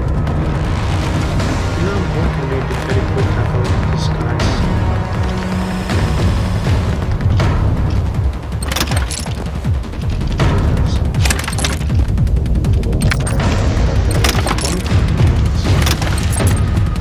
How amazing is that? Can you change my position very quick and hold? Get some powers.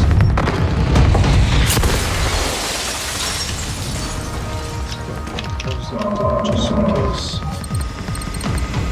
First aid. Oh, 4.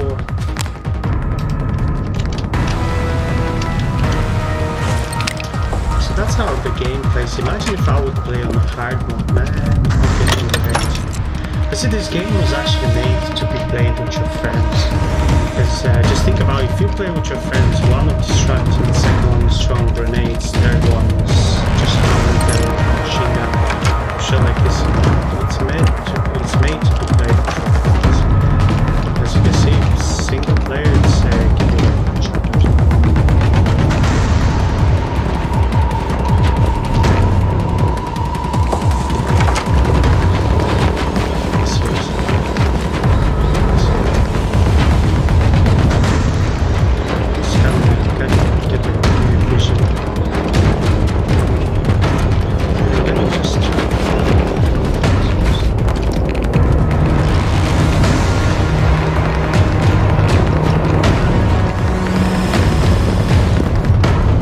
See, I don't want to risk going out. If I go out, he'll spot me.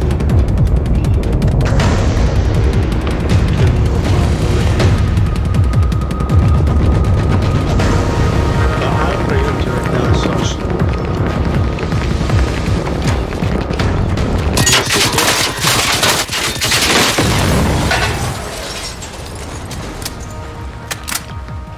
That was definitely fucking down.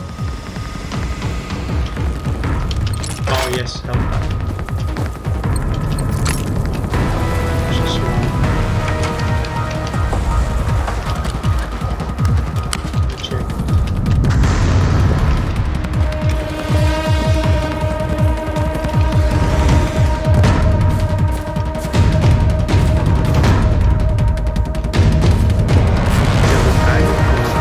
So look, I'm gonna keep the distance away from the aggressor because that's the big guy and he causes the most damage.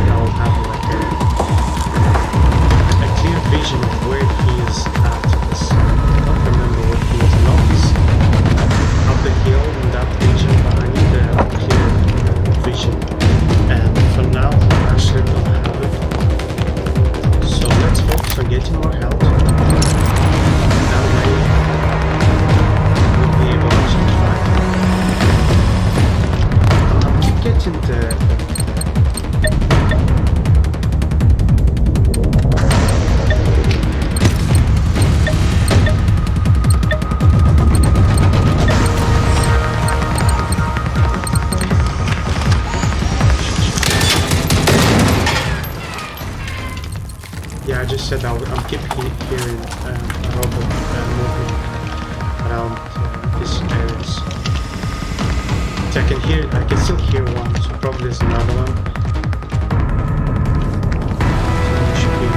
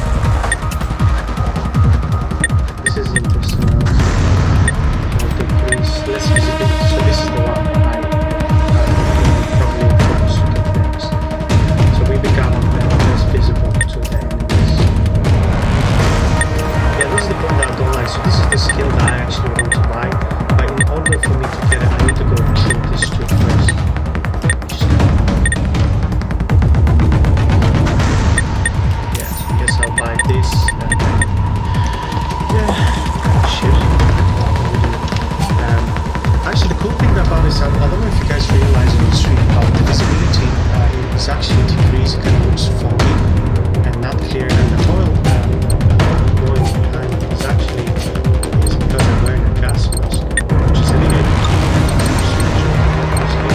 it's not crazy, but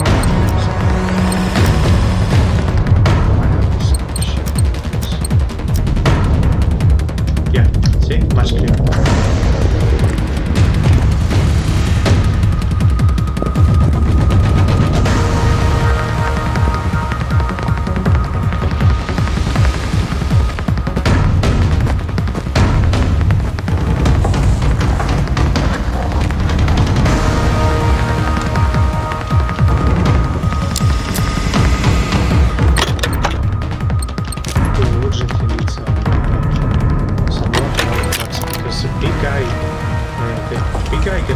A serious challenge. I don't think I'll have that.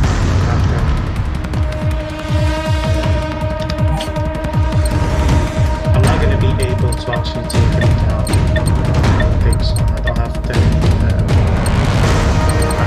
equipment to upgrade.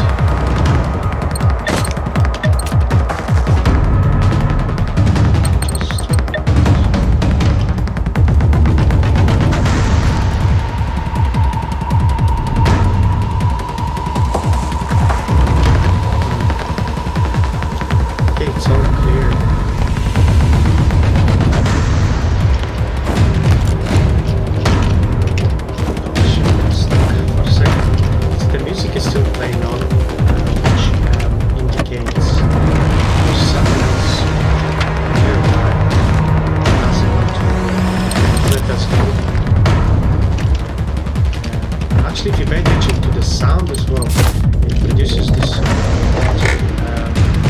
audio, which clearly indicates sound as well.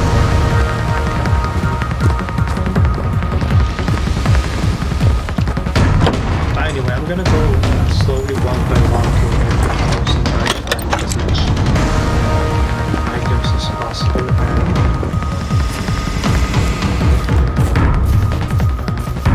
I don't think I'll be able to realistically, we know this game since I'm playing a couple of years now. We know this game, I don't think we're gonna find sufficient items to take it at the good old times, because what it is, take some great times.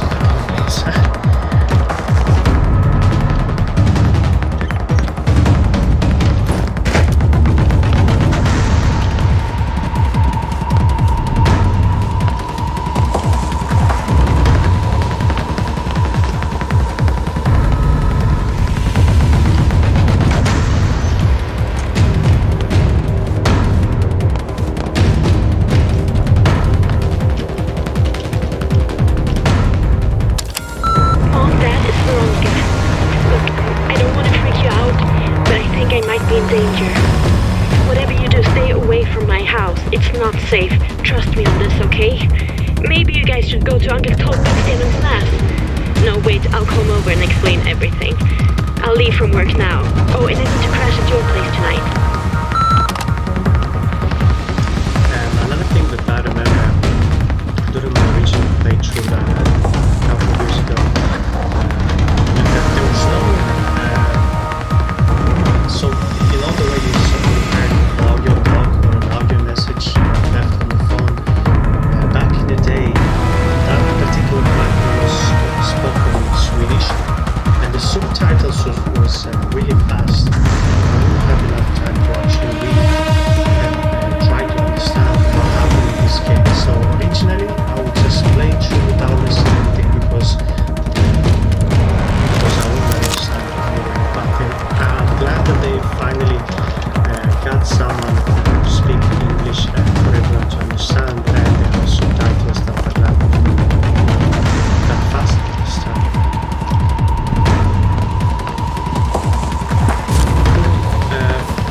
So we checked that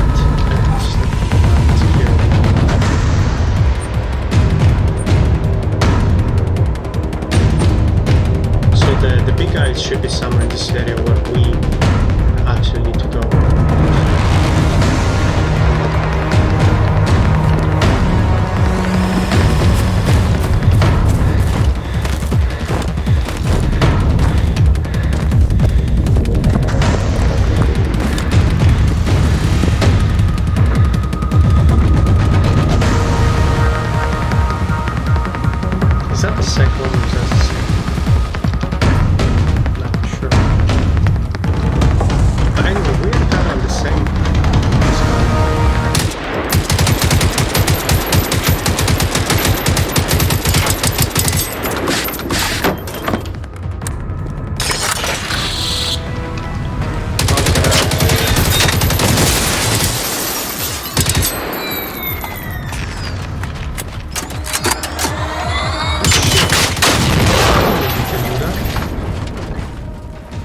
totally thought we just came back to life.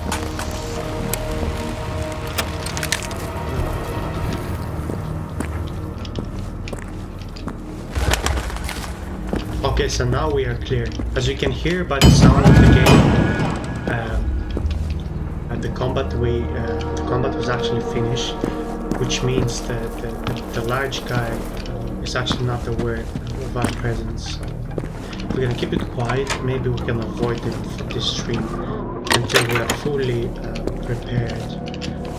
I had the point that I made in my last stream about a month ago, that even though I have lots of ammos and lots of health packs, eventually if you encounter a serious group of enemies, you will quickly run out of it. And this was exactly perfect example. I had lots of ammos, well, I still have lots of ammos, but I have lots of health packs. So I had like almost 40, 30, 35 I think, and I burned through them. I have only 4 left. So that's that. Keep in mind that's on an easy mode. Imagine how hard it is if you play on hard mode. It's just me what they don't have. My kitchen is here.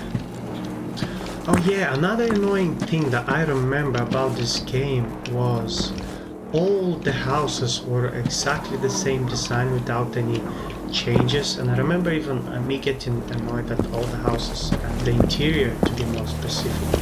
The details, the decoration were exactly the same. So when you get in the house for the 300th time, and it's exactly the same house design, you'll get annoyed. And I remember the only difference would be between the houses was the house color on outside, and the inside the house itself, the layout was just turned around, a little bit shuffled. Other than that, the sofas, the TV, the desk lamps were exactly the same. So that's another thing that they've improved, it seems like.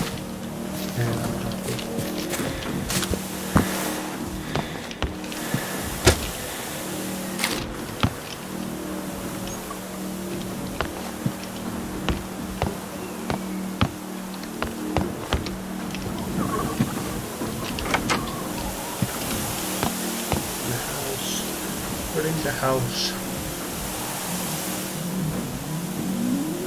It's not what. No, I'm watching live. Speaking to myself. Hey guys, anyway, if you are passing by and want to interact with me, talk to me, feel free. I will obviously answer all your questions. There's no problemo. It's nothing clear. Oh, clear.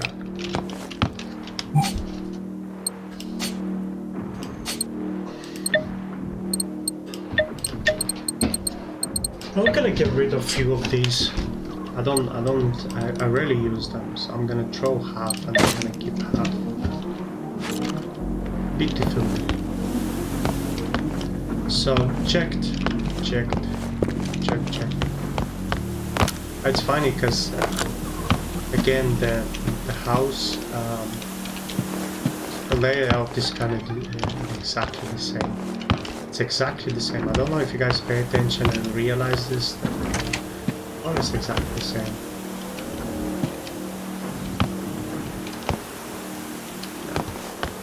That clear. It's the next house. For you, it's a small advice for you not to get lost of which houses you've been through. You know, if you go to a big town and then you get overwhelmed with so many houses and you don't know which house you should go to, try to have a structure. Like for example, I've checked the left part here of the city, and now I'm going to clear off the top part. Then I'm going to go to the middle part, then I'm going to focus on the lower part.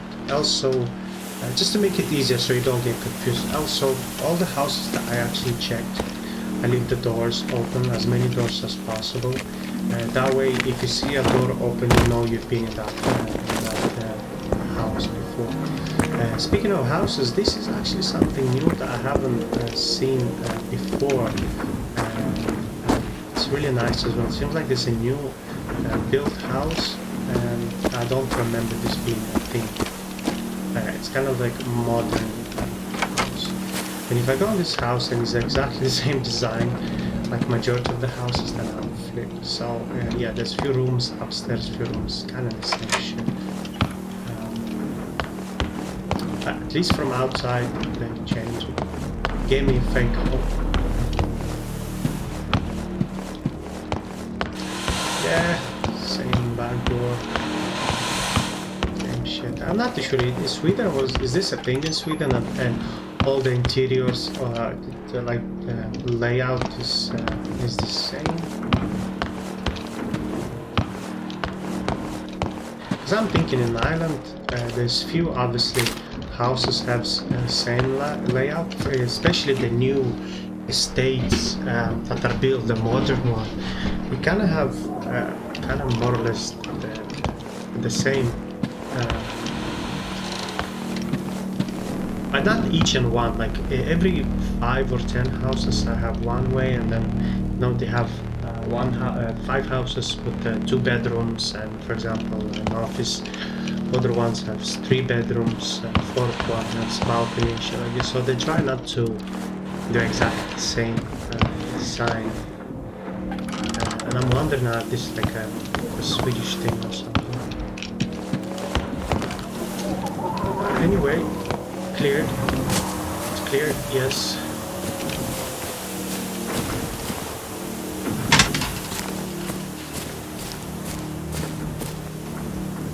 Yeah, the lower part we're gonna check later.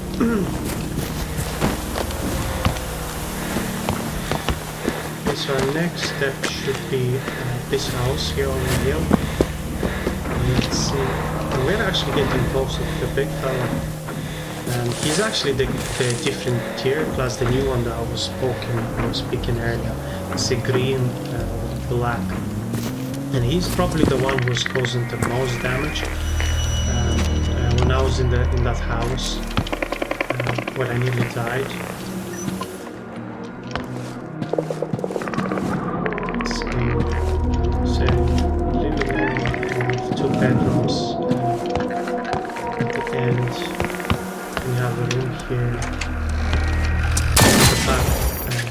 The back door with the room here. It's the same layout, kind of lame.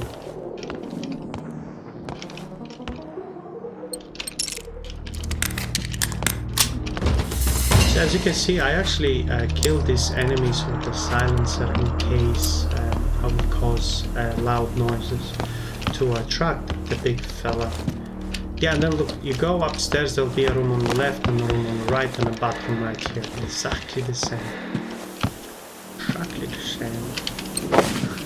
You know, when I played Far Cry 3 back in the days, there used to be this guy Vas, and he would say something amongst like, you know what's definition of insanity is doing exactly the same shit expecting to get something different.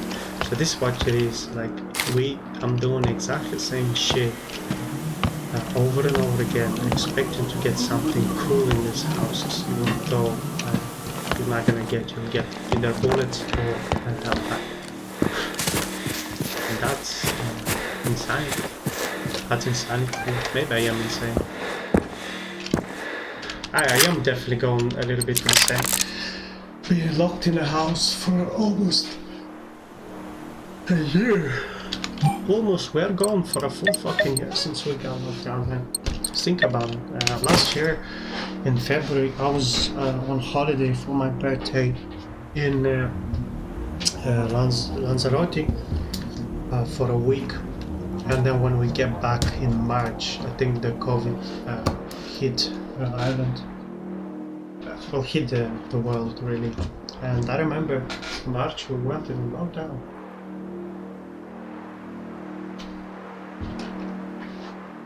As everyone was scared.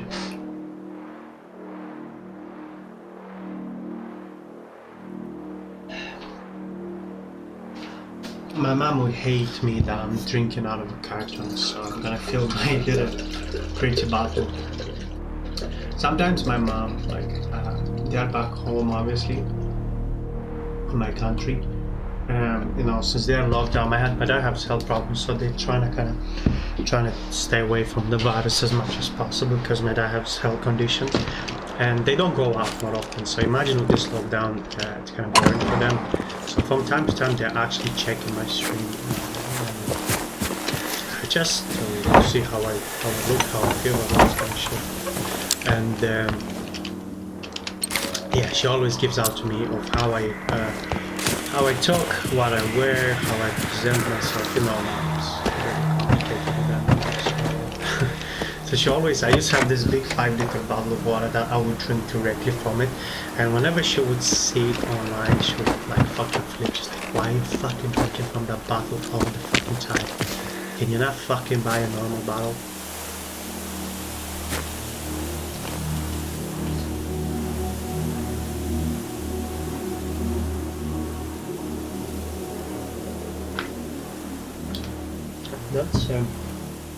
That's pineapple juice.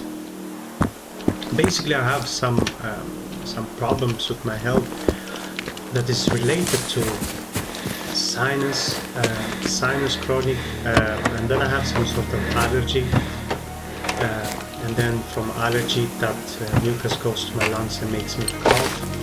It's really complicated. So cheese. When I eat cheese, it triggers my nose. It produces lots of mucus, and that mucus goes to my lungs and makes me cough like crazy. But then after that, once I take my medicine, I recover. And for the next 2-3 days, I have the mucus is still like producing. It needs a few days to fully recover. So at night, majority of the time, I'm sitting in bed and I feel like here is like a big lump stuck, and I can't either swallow it. It's just stuck in my throat, and it's really annoying and it's really uncomfortable.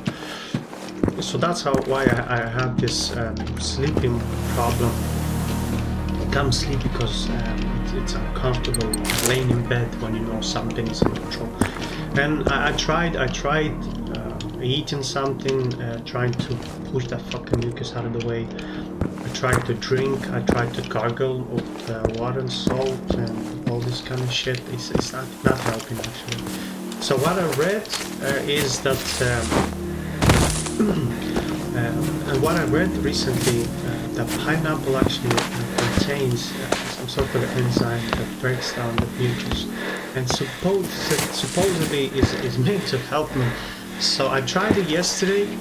For the first time, I bought a carton of pineapple juice. I drank it, and then I ate a fresh pineapple. But just like anything in real world, when you feel bad and you take it and expect change, it requires more than a day to fully start working. Even antibiotics. If you take the antibiotics, it's not going to start working straight away. You know, it requires a few days to start working. So yeah, this is my second day now.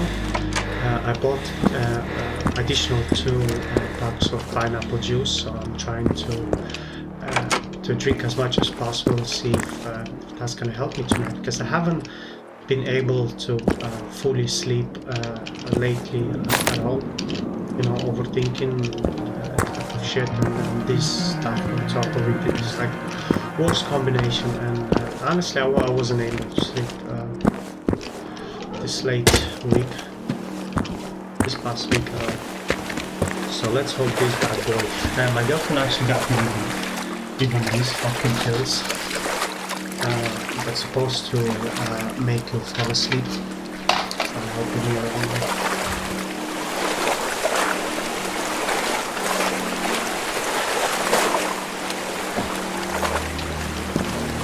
So either I'm filled with fucking too much caffeine in my body, and it's not helping me, or I'm not too sure. So we closely get into the layout of this town. So probably I will end up the stream once I complete this town, because again, as I said to you, for me to start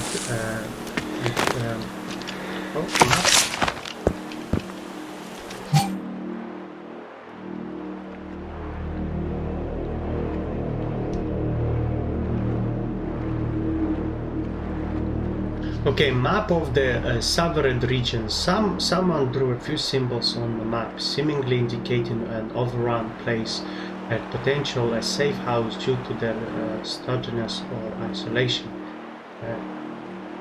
Severed Church is the only place circled in red, and the next to it are those words: "Safe for now. If you need help, find us there. Stay out of the sight. Don't make any noise." Okay, so it seems like that there's a church not too far from here that supposedly is a safe house, and by the sound of it, there might be someone hidden in there. So could this be the girl that our first NPC that we encountered in the game, and he sent us to actually find his family? It could be them. I'm not sure. I guess we'll find out in the next stream probably. It depends how far it is though.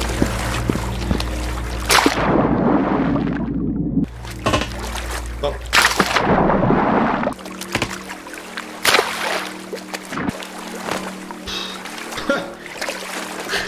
I got nervous for a second. Anyway,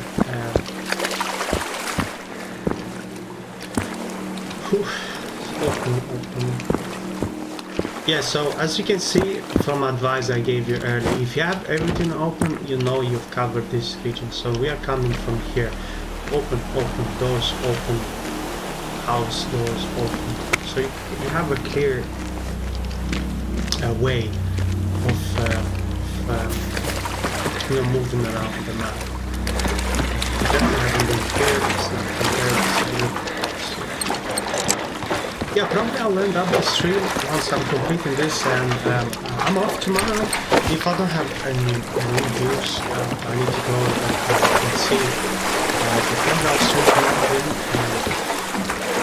I haven't played any Dragon Age Inquisition for a long time. I haven't played in my own time either, but also on Twitch stream for you guys either. So I'm pretty positive. I'll say 80% is that tomorrow we're gonna play that. So sorry if it's nothing that you wanna see.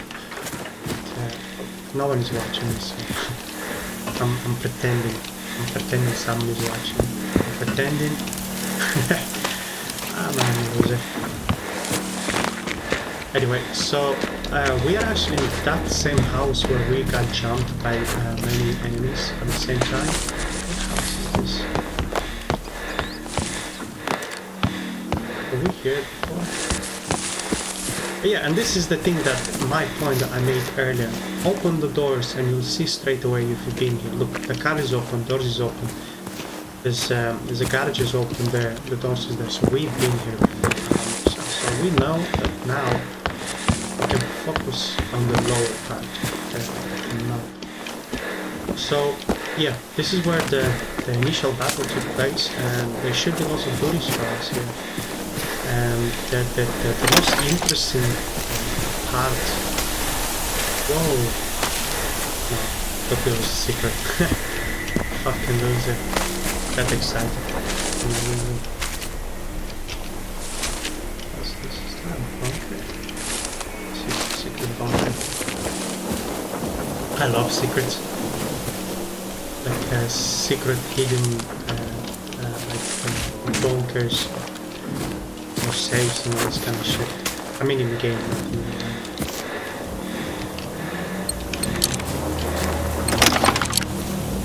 I can hear the big fella already, because this is his region by the way, so I wouldn't be surprised if he's close to us. But that's why I like them, this harvester, because they're really clumsy, slow, and they're not actually causing that much of a problem. And actually we've picked something, a schematic from this rivalry that we killed earlier. It was a schematic of something, I'm not too sure what, but there's a side mission here in this house. Because there was a chaos in this house, so I don't think I've checked everything in detail.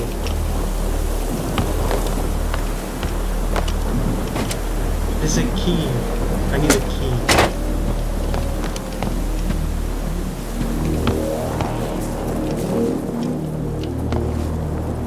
There's usually help back here on the top of this in the kitchen, but it seems like a hacker who has a computer in the fucking kitchen. There's a guy.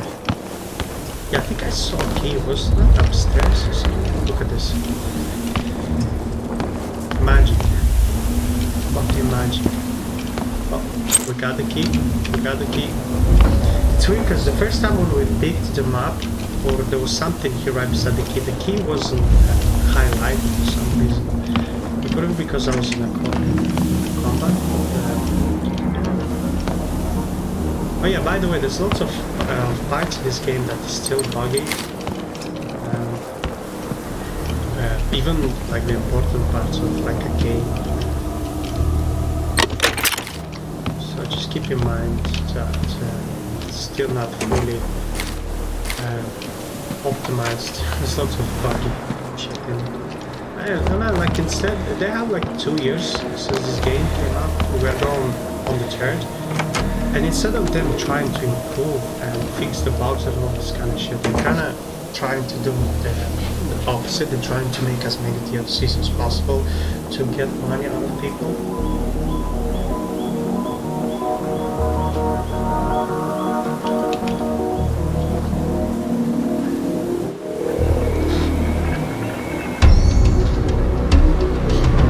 Okay, so this is the hacker house, as I said a few seconds ago. I mean, who keeps the computer in the kitchen?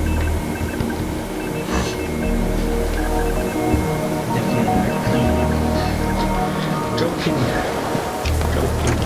Guys, I'm joking. It is so clear. Nothing else.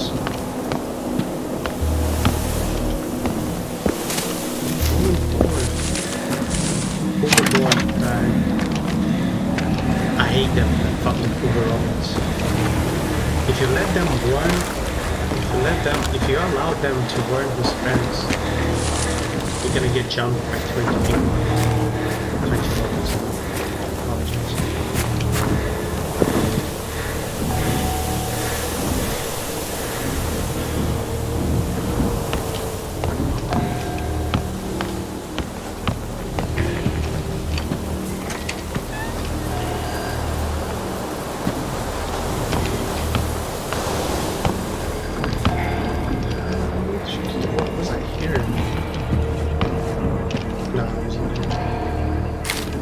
I would have get this help back, okay? Because I need it.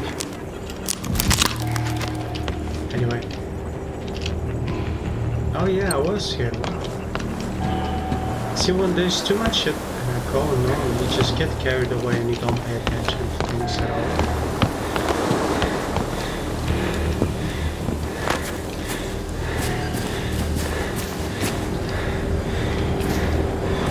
Oh, that's a big friend there. Okay, so let's open the map. So we've covered this area. We've covered the majority of this area. So just left over is this button. Look at that million joke from the movie. So we have some little spiders in the house.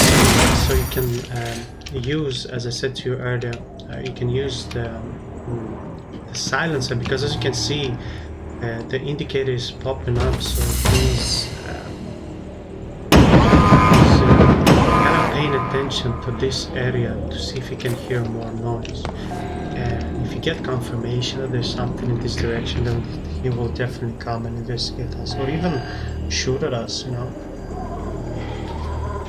Yes, keep it quiet. Keep it quiet. I can't wait to fucking upgrade my computer. I'll be playing cool shit, man. Some cool shit. And I have to make a list of what game I would play if I upgrade my computer. I'm definitely gonna try the Total War, the latest one. The, how you call that? The Lord of the Rings one? different fucking monsters and shit.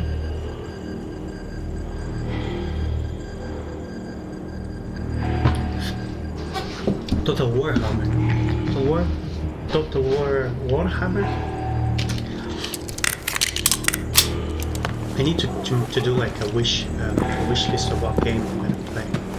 But the problem now is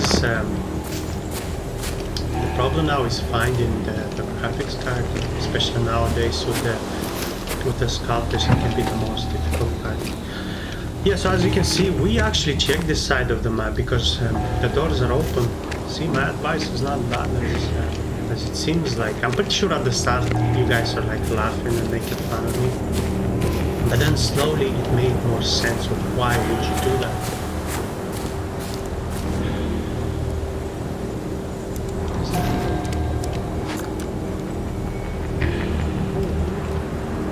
It's nice. That's okay. I'm gonna go there next. So, I'm not for sure if we checked this house. Yes, we did check it. Okay, so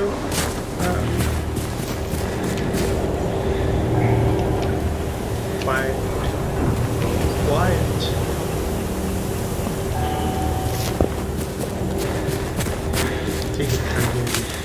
It also depends on what clothes you're wearing. By the way, the bright and kind of revealing type of colors will make the enemy spot you quicker than other ones. I think I can message you. I'm not gonna fight him. Okay.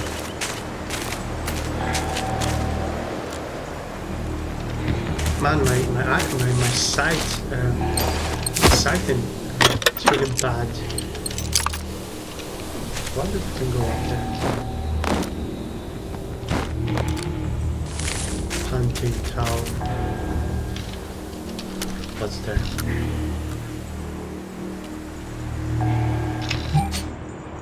Ah, we're kind of heading backwards.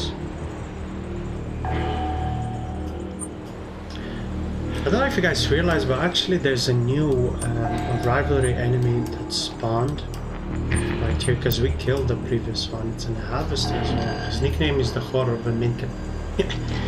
Minken.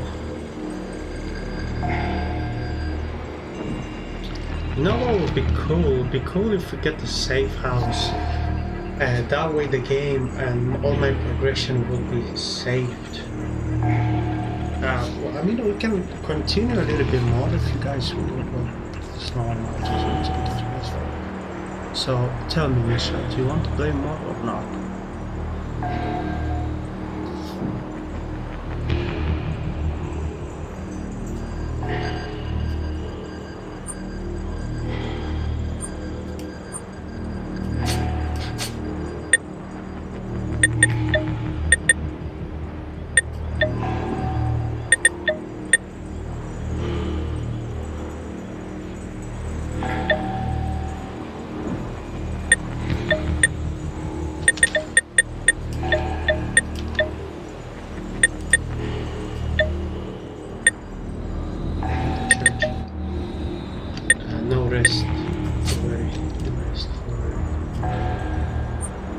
Oh shit, it's quite far away now. Okay, look, I'm gonna go quick to the bathroom and I'm probably gonna go investigate this area, and I'm hoping this is gonna be a safe house. So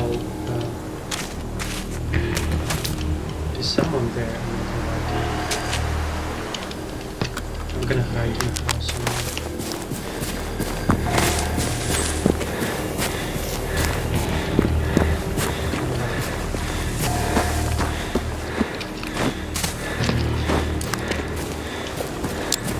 Yeah, anyway, I'm gonna probably do another. Something else here, like we literally came here.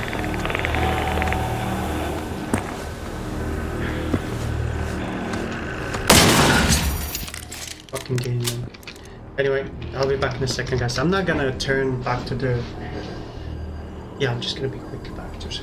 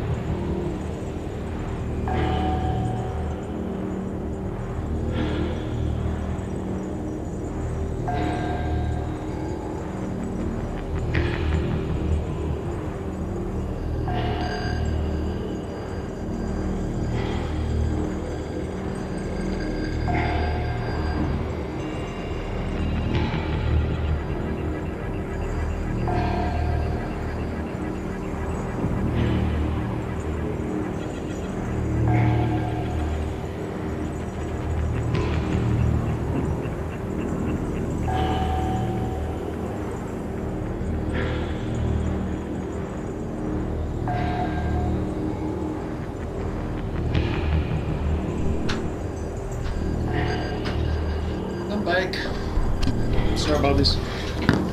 I'll wash my hands. Yeah, my girlfriend is meant to come over, but for some reason she's delayed, so probably we can play more. Just making sure the chat is nice and easy. No one talking. Everyone hates me. Anyway, I'm back. I'm ready. Let's go.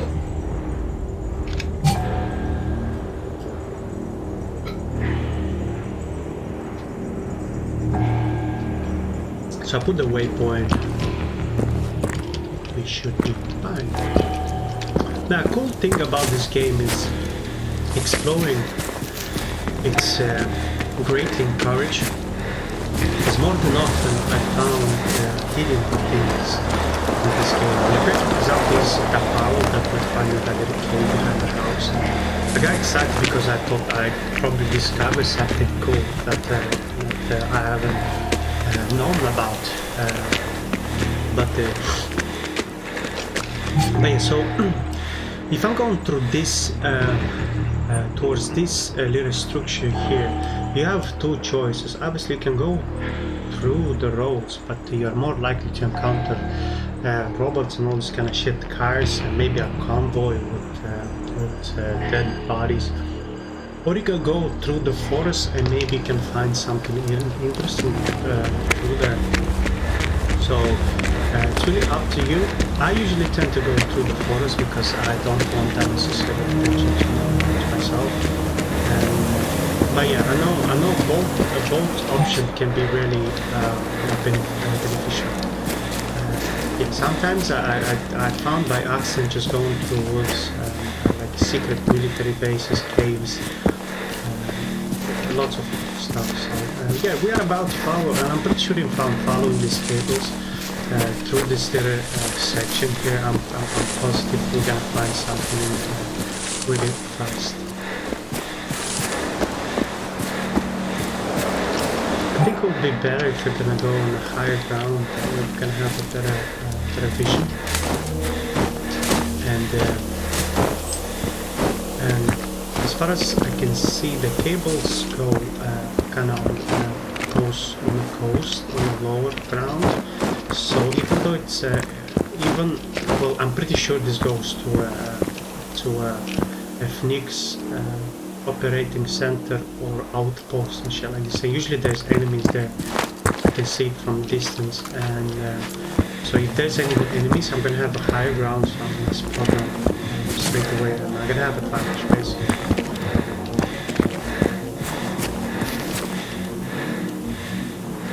I can't see shit. And did I have binoculars? Did I throw them away?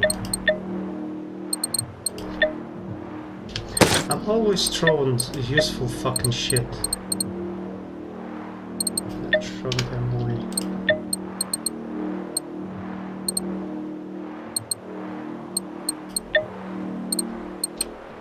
Fuck out of here.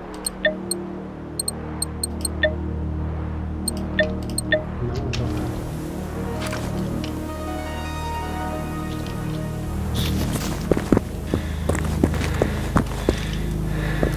So yeah, there's an outpost as I mentioned to you earlier, and there will be definitely some robots there. But let me just have a quick look on this side and see what's up. Some houses here. Okay, so it seems like there's like a maybe like a military outpost there or something. Yeah, we see some destroyed houses and shit. Looks clear anyway.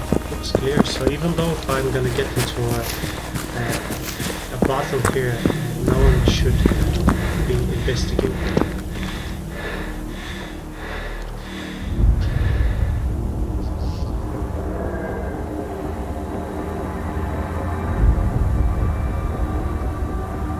My girlfriend says she's coming soon, so let's play.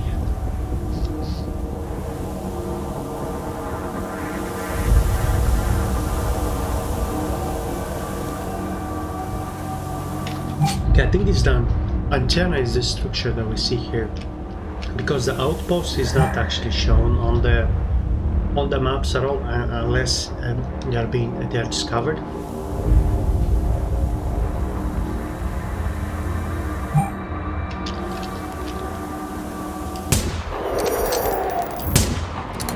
A majority of the enemies actually have a weak spot if you know what to shoot at.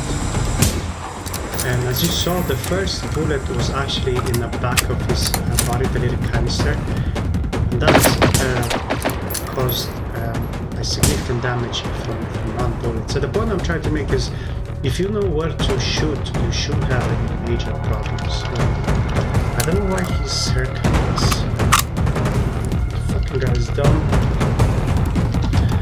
I tell you what, let's see let's try to help him.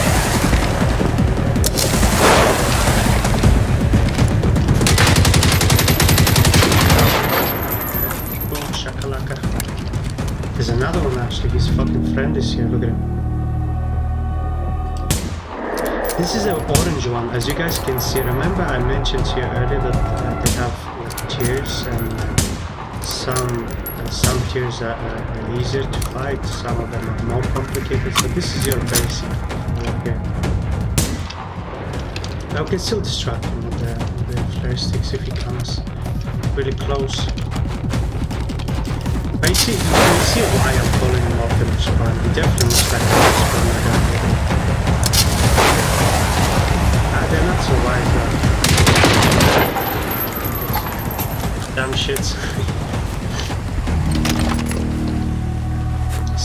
Someone else here. Okay, we have a doggy here. And the doggies are actually way more easier than any other enemies, because they actually have a little canister on top of the bottom, like a little petrol or canister basically. And then you can one time shoot them, one bullet shoot them easy. And it's regardless of what tier they are.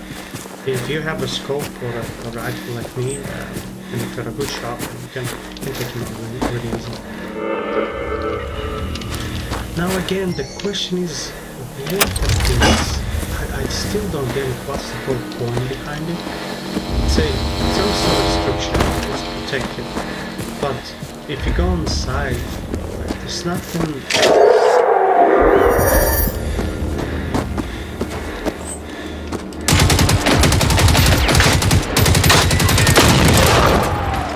The orange one wasn't. Yeah, this.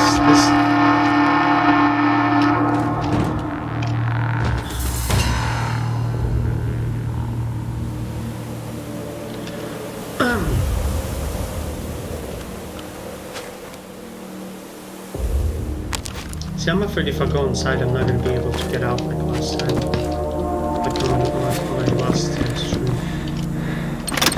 I keep saying to myself that I need to research and try to find out the whole thing behind this outpost. But I'm afraid if I'm going to start researching of what I need to do with them, I'm afraid I'm going to spoil the story for myself. So that's why I don't want to go that far.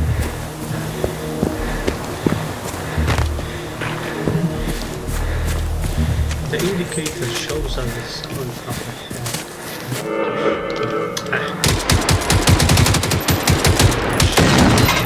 Yeah, when you see them, shoot them straight away. Big lock. Okay, that's a perfect example. When I said to you guys earlier that if you get a skill, you should be focusing as soon as possible to open this ability, the lock picking ability as soon as possible, because you will come by places like this in the middle of nowhere, different buildings like this that are locked, and usually if they're locked, as I said to you, there should be something cool inside. So let's see here first. Look how many goodies we have here. Ammo. Should also have health packs. More guns. Gold necklace, come on. grenades and bullets. I want a quick run up this hill and see maybe we can miss something.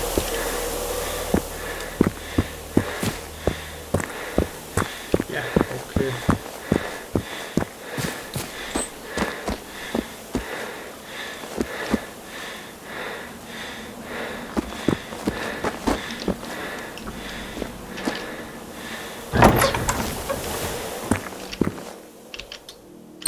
Oh yeah, and by the way, this is a schematic I mentioned to you earlier.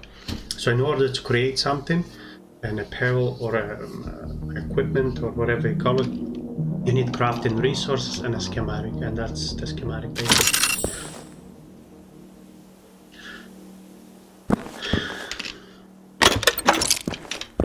Sweet.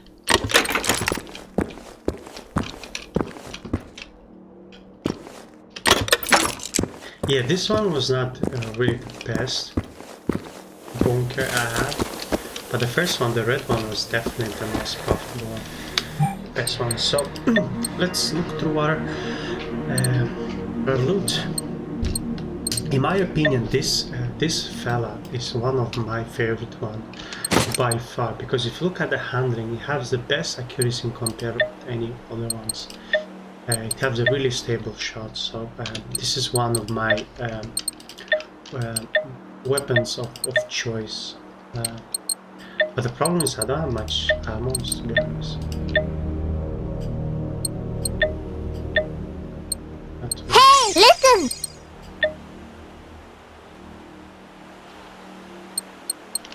And this, I'm not a big fan of this one. Attachments, clear slot. Yeah, I'm gonna throw this away now. This time.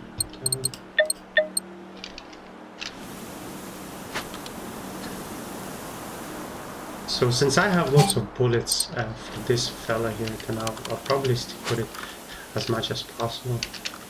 Anyway, it's clear. Let's go down the hill and see what's up. What's up down there, down the hill.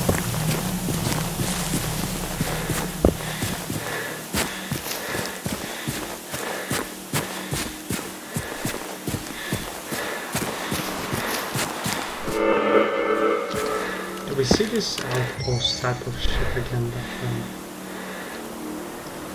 I just don't get it there at all. I don't get it. I tried to throw grenades, I tried to shoot it, it doesn't cause any damage. I'm not talking about the balls, I'm talking about the generators. Supposedly they are the one providing energy through the outpost, so when I shoot it, it happens. So we have a dead end here. I'm kind of really suspicious that let's check.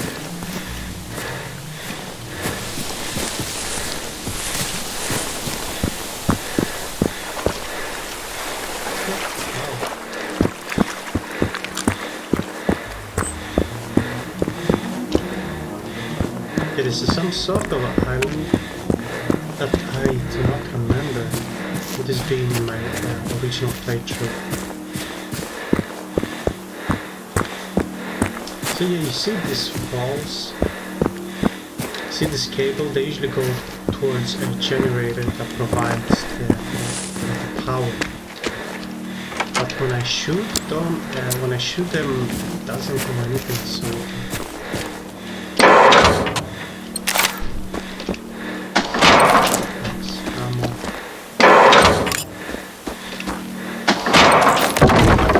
Ooh, goodies. What's this? This looks like a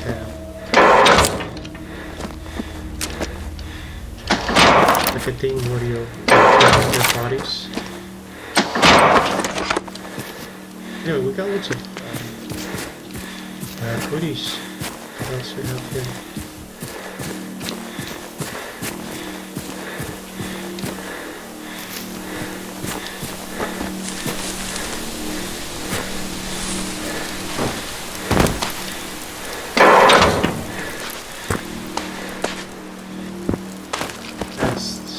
There's lots of casualties here, as you can see. Lots of dead bodies. I see 2 dead bodies there.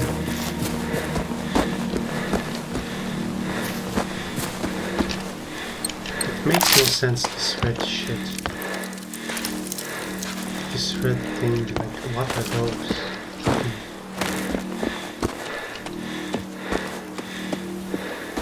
Because basically that's how the initial invasion took place on the first interaction with the robots on this island on the beach. There was lots of containers like this full with doggies. But there's few plot holes that makes no sense. Okay, the doggies were brought on the island in these containers. What about the big guys? The Harvester, the Optimus Prime. What about this? I'm gonna check this encampment in a second. Let me check just. Let me check just this house.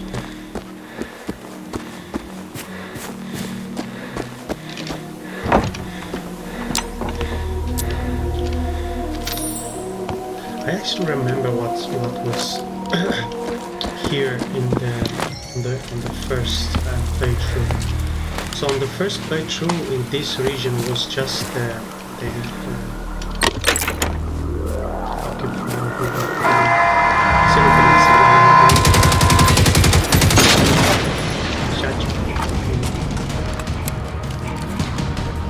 probably gonna get surprised. Probably not. Okay, so the original playthrough that done a few years ago. So this particular area was empty. The only thing was here just this military fence or whatever you call them.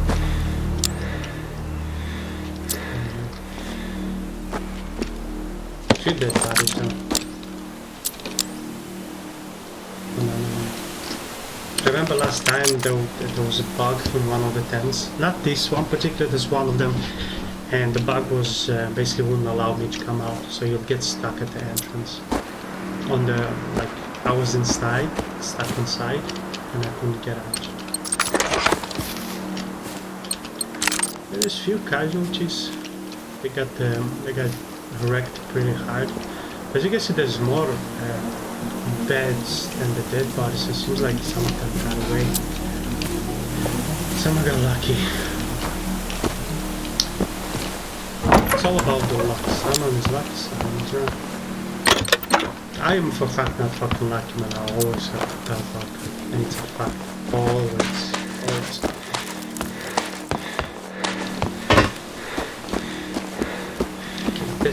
There's I don't remember this being here last time, so I'm curious to see. It could be a safe house. Because usually, there's usually a safe house near a bicycle station. Which is by the wall. So we saw the bicycle station and I'm pretty sure here is going to be a safe house.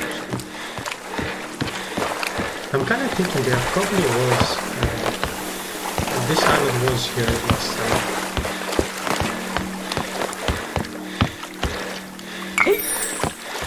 Collectible, I'm not too sure what collectible does for me, or how it benefits me.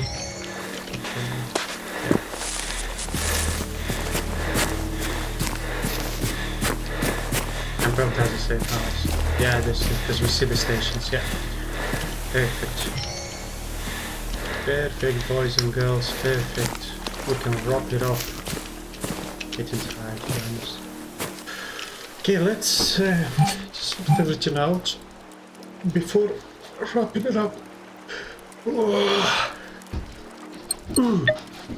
Check. Check. I'm gonna throw them away. So I'm gonna throw them away. Provides ammo I don't need. No.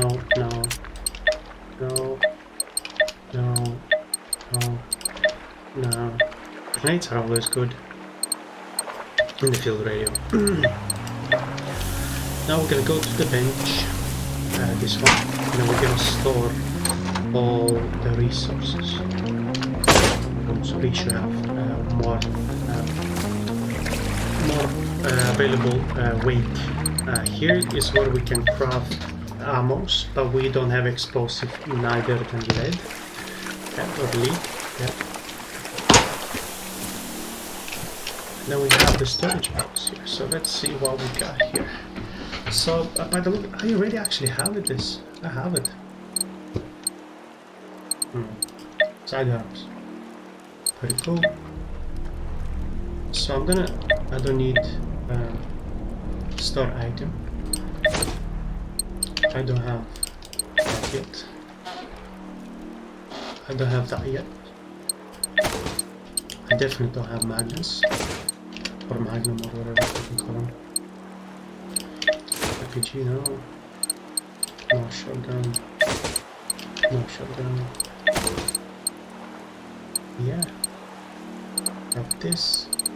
Have plenty for the rifle. Sidearm. I can store this. Let's store this.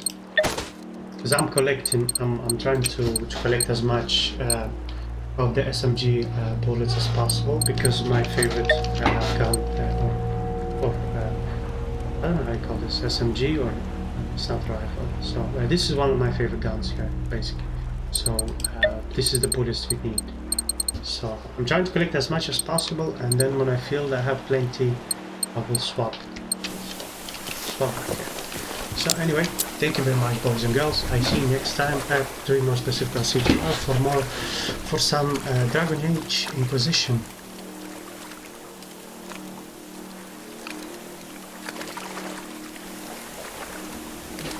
Oh hey, Neuronet, my voice volume is too low compared to the sound.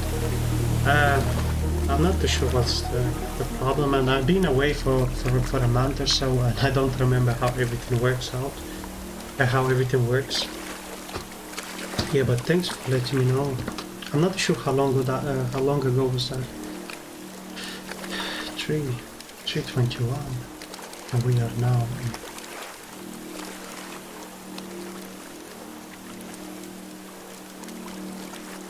Well, anyway, I hope you're doing well, man. I'm sorry I didn't read your text straight away.